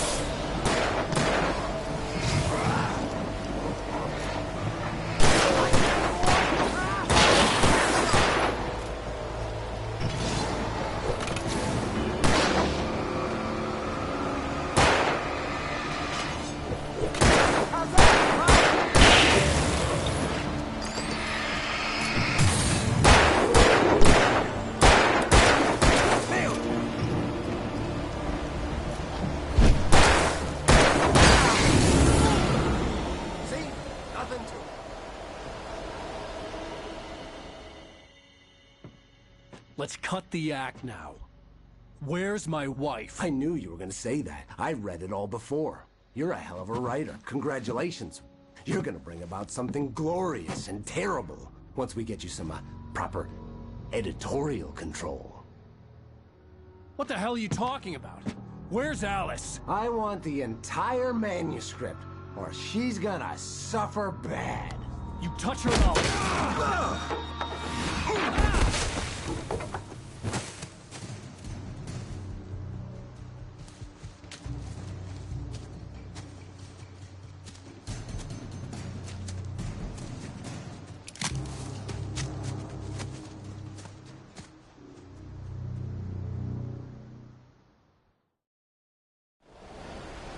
You're gonna give me the manuscript or you'll be sorry! No! Come back here! I swear I'll kill you if you hurt Alice! Do you hear me? Come back here!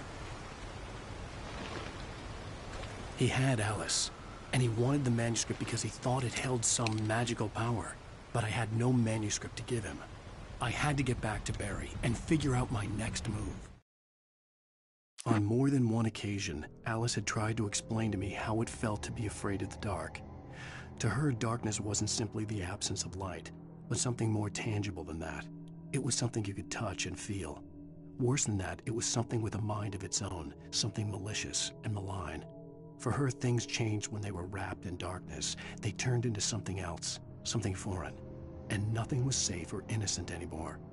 I'd never really understood what she meant, until now.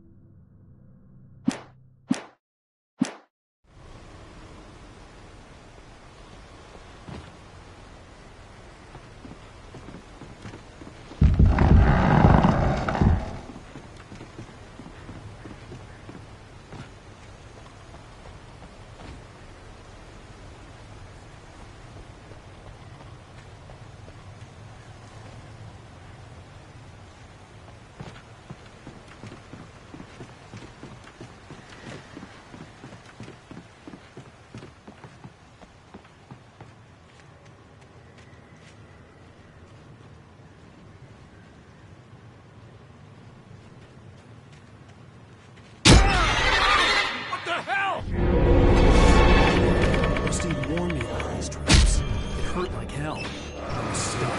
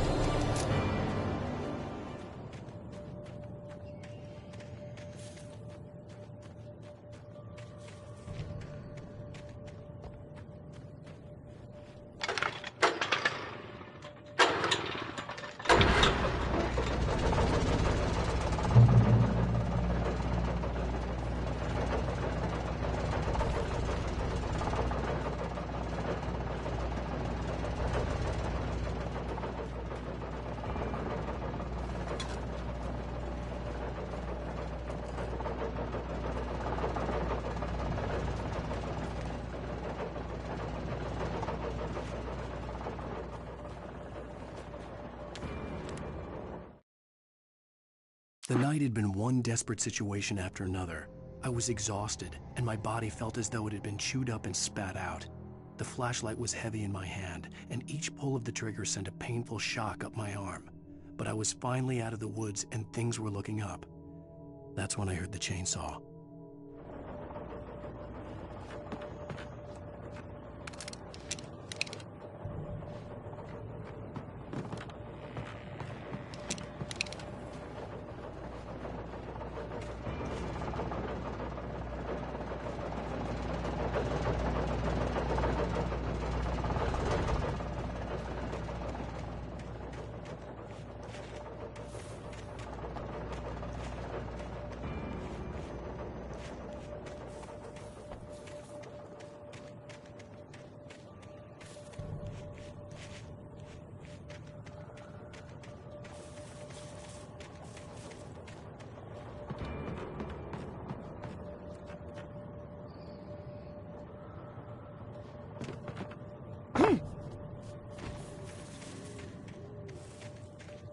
I had heard the plane fall.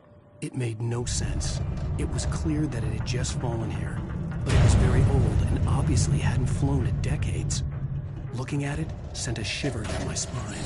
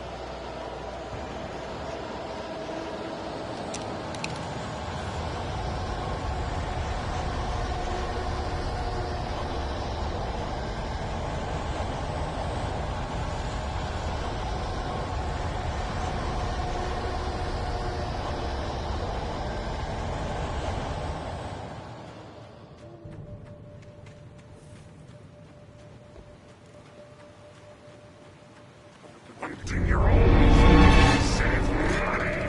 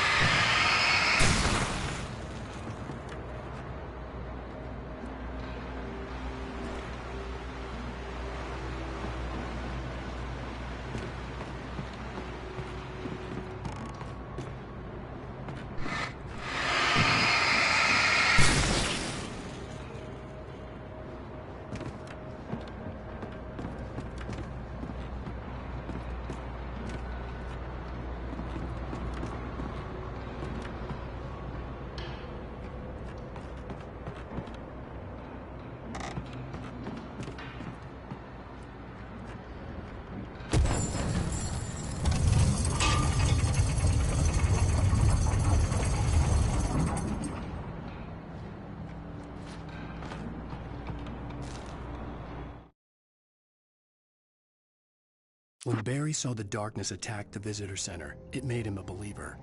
The men Al said he'd shot, they hadn't been just locals on crank. Somehow the world had changed, like the channel had been switched without warning. You think you're watching a sitcom, and you're really watching a horror show. When the birds started attacking the cabin, Barry wasn't surprised, just terrified.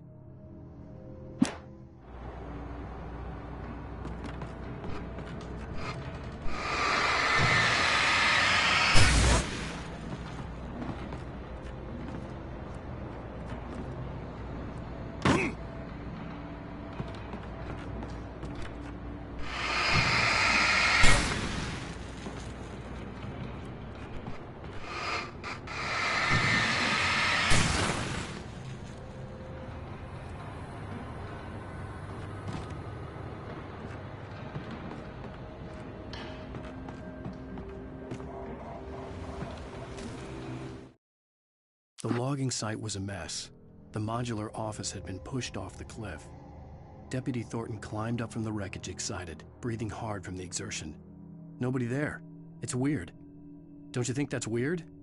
Bored, Mulligan let out a mighty snort. Hell, it's always weird, Thornton. Just a question of sorting out what kind of weird it is this time around.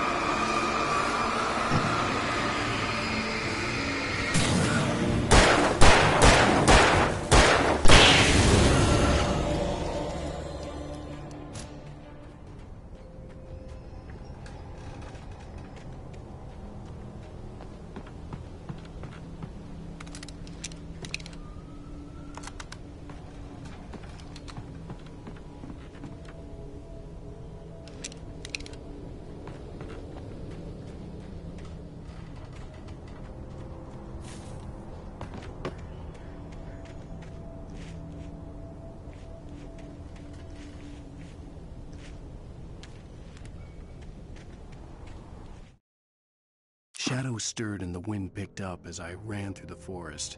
I felt the dark presence turning its gaze toward me. Then the moonlight was blotted out by dark shadows that raced violently across the ground, moving too swiftly to be natural. Darkness gathered between the trees and melted again to reveal the Taken. No natural path had brought them here.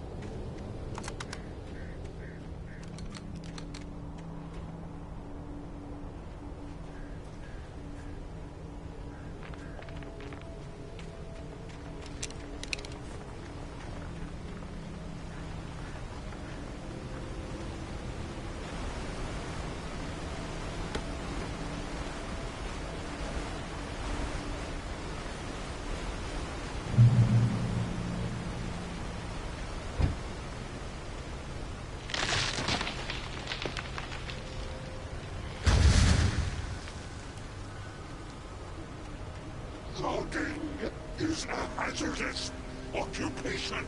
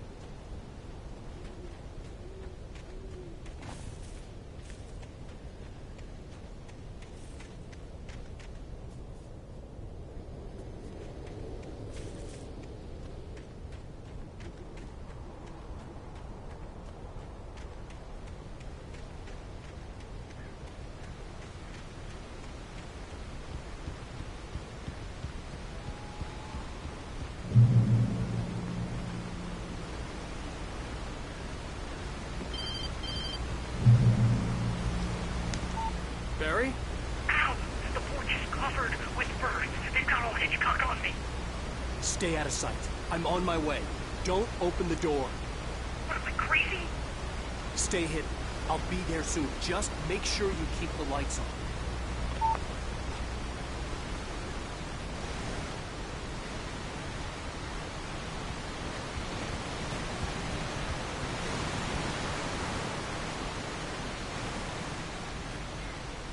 I still had to reach Barry at the cabin, but at least I was out of the woods.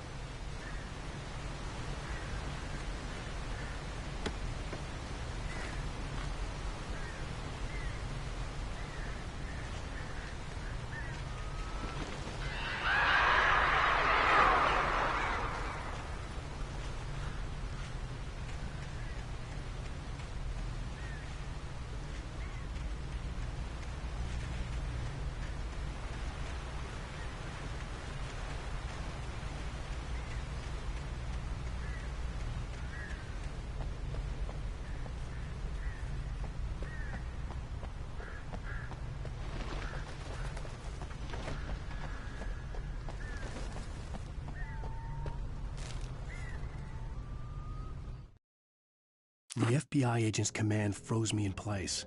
I considered surrender. It was all falling apart anyway. I could give in, let someone else deal with it. But it felt all wrong. Call it instinct, his posture, the way he held the gun. He was no friend. Shots ringing in my ears, I leaped for the hole in the fence and stumbled into the darkness beyond.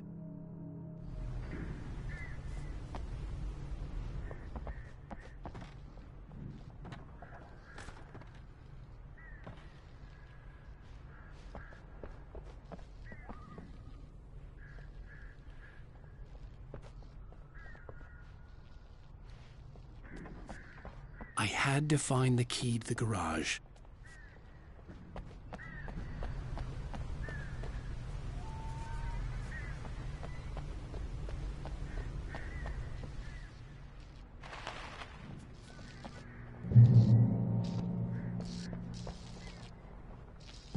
I needed the garage key to get to the car.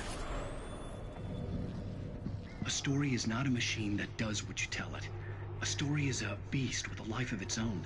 You can create it, shape it, but as the story grows, it starts wanting things of its own. Change one thing and you set off a chain reaction of events that spreads through the whole thing. The characters have to be true to themselves. The events need to follow a logic that fits the story. A single flaw and the magic is gone. The story dies. Alice dies.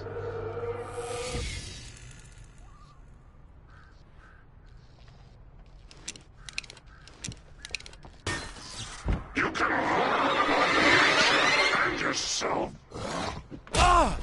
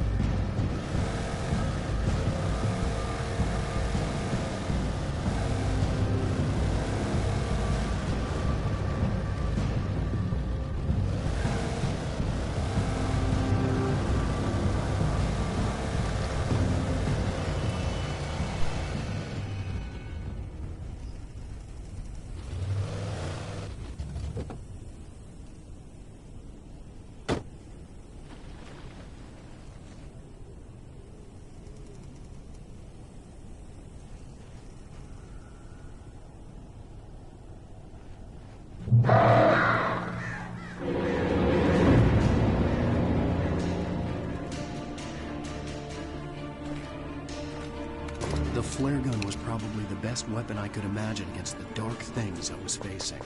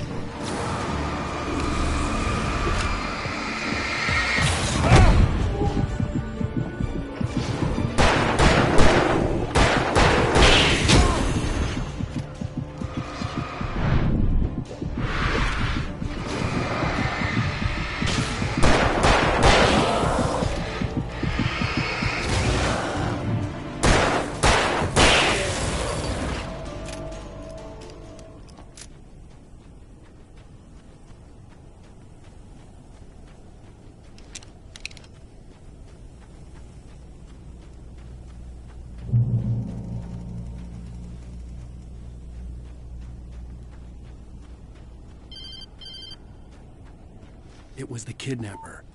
You son of a bitch! Where's my wife? Enough horseplay, Wake. You deliver the manuscript, and you can have your woman back. Simple as that. I don't... Listen. I'm gonna need time to finish it. I still need to write the ending. I need a week. It's not done? I need a week. 2 days. The old Bright Falls coal mine is nearby. You can find it easy, city boy. The main building, there at noon. You bring the manuscript, you'll get your wife. If not, well, get me? Yes, I get you.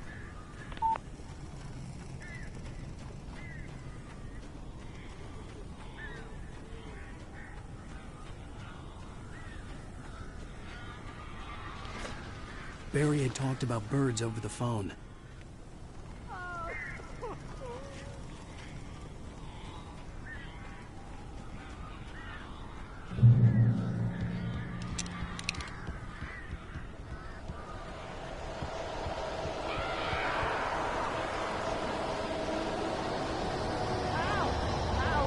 So glad you're here. A couple of them got in here before I blocked the chimney.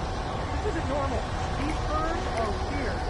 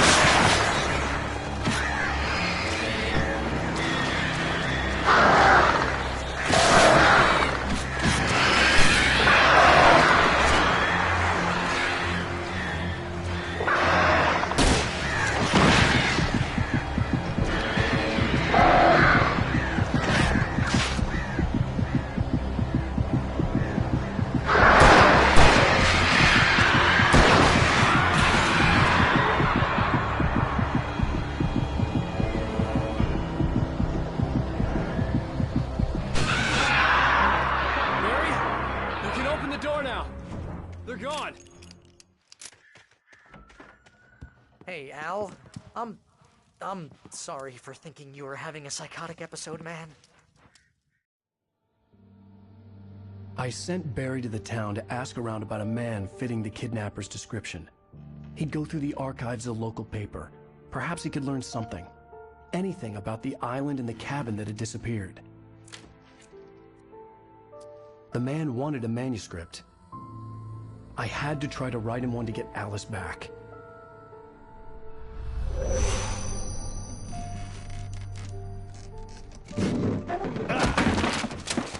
For me, the supernatural had always been nothing but a metaphor for the human psyche, a tool to use in writing fiction. Now, it was happening for real, and I couldn't put a single word on paper.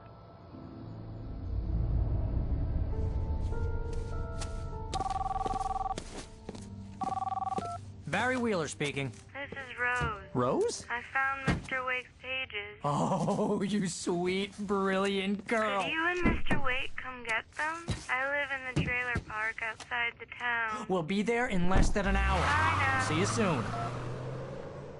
Have a great day. Hope you come back soon. Welcome to the Oh Dear Diner. Good girl.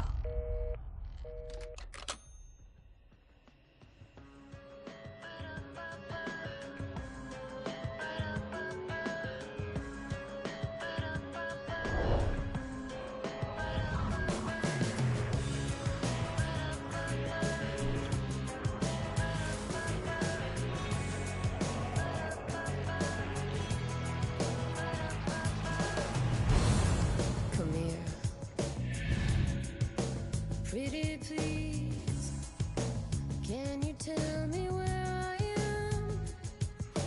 You, won't you say something? I need to get my bearings amongst, and the shadows keep on changing.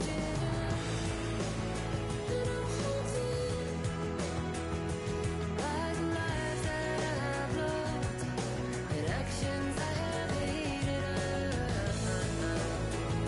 haunted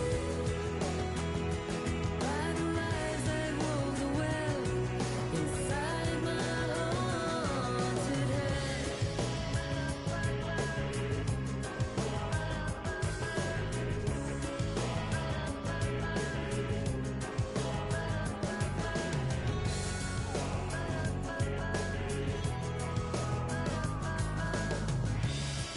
Don't cry, there's always a way.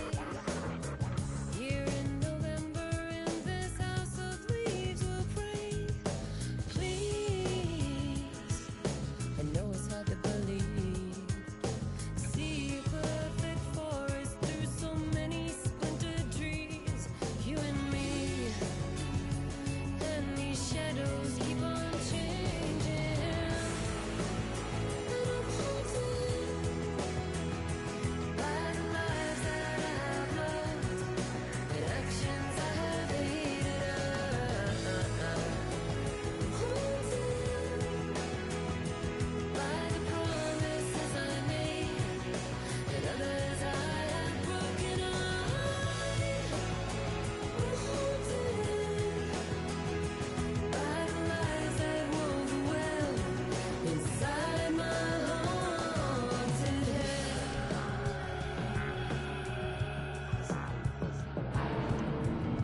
Previously on Alan Wake, Alice has been kidnapped. Alan, please help me. Alice? You'll do exactly what I say if you ever want to see your wife again. I can't tell anyone except my agent Barry. Damn it, Barry, they'll kill her. You're my best friend, and I'm worried that you're not right in the head. The ransom is a manuscript I supposedly wrote that's coming true before my eyes. It happened just the way it was on that page. So dark. I have found only a few scattered pages. I want the entire manuscript. The deadline is in 2 days. I found Mr. Wake's pages. Good girl. How the hell did she get her hands on the manuscript anyway? I don't know. She's resourceful. I told you were too hard on her. Listen, I found out all sorts of interesting stuff while I was digging around. Yeah. Mr. Wake, it's Sheriff Breaker. We have an FBI agent here, Agent Nightingale. FBI? He's anxious to see you. You'd better come to the station. Okay, I'll be right over, Sheriff. Let's make this quick, huh? Help you folks? Name's Randolph. I'm the manager. We're looking for Rose. Works as a waitress down at the diner? Rose, sure. Nice girl. Who wants to know? I'm Alan Wake. The writer, huh? I heard on the radio you were visiting. Well, I'll show you her trailer. That Rose, she's a nice girl. Always pays her rent on time. As I was saying, Al, I found all sorts of weird stuff from the local newspaper's archives. This place is crazy. Disappearances, mysterious deaths, urban legends come true, and, get this, most of this stuff takes place around Cauldron Lake. Well, you ain't wrong, mister. The Indians thought the lake was a doorway to the underworld. I'm the God-fearing type myself. I don't hold with that sort of thing. Yeah, okay. Anyway, there was an island there owned by a guy called Thomas Zane. Now, some of the articles I found about him make him out to be a famous writer, but I ran a bunch of searches, couldn't find a single thing he wrote. Zane was heavily into diving, so much so that the place came to be called Diver's Isle. But the volcano under the lake erupted in 1970, and Zane went down with the island.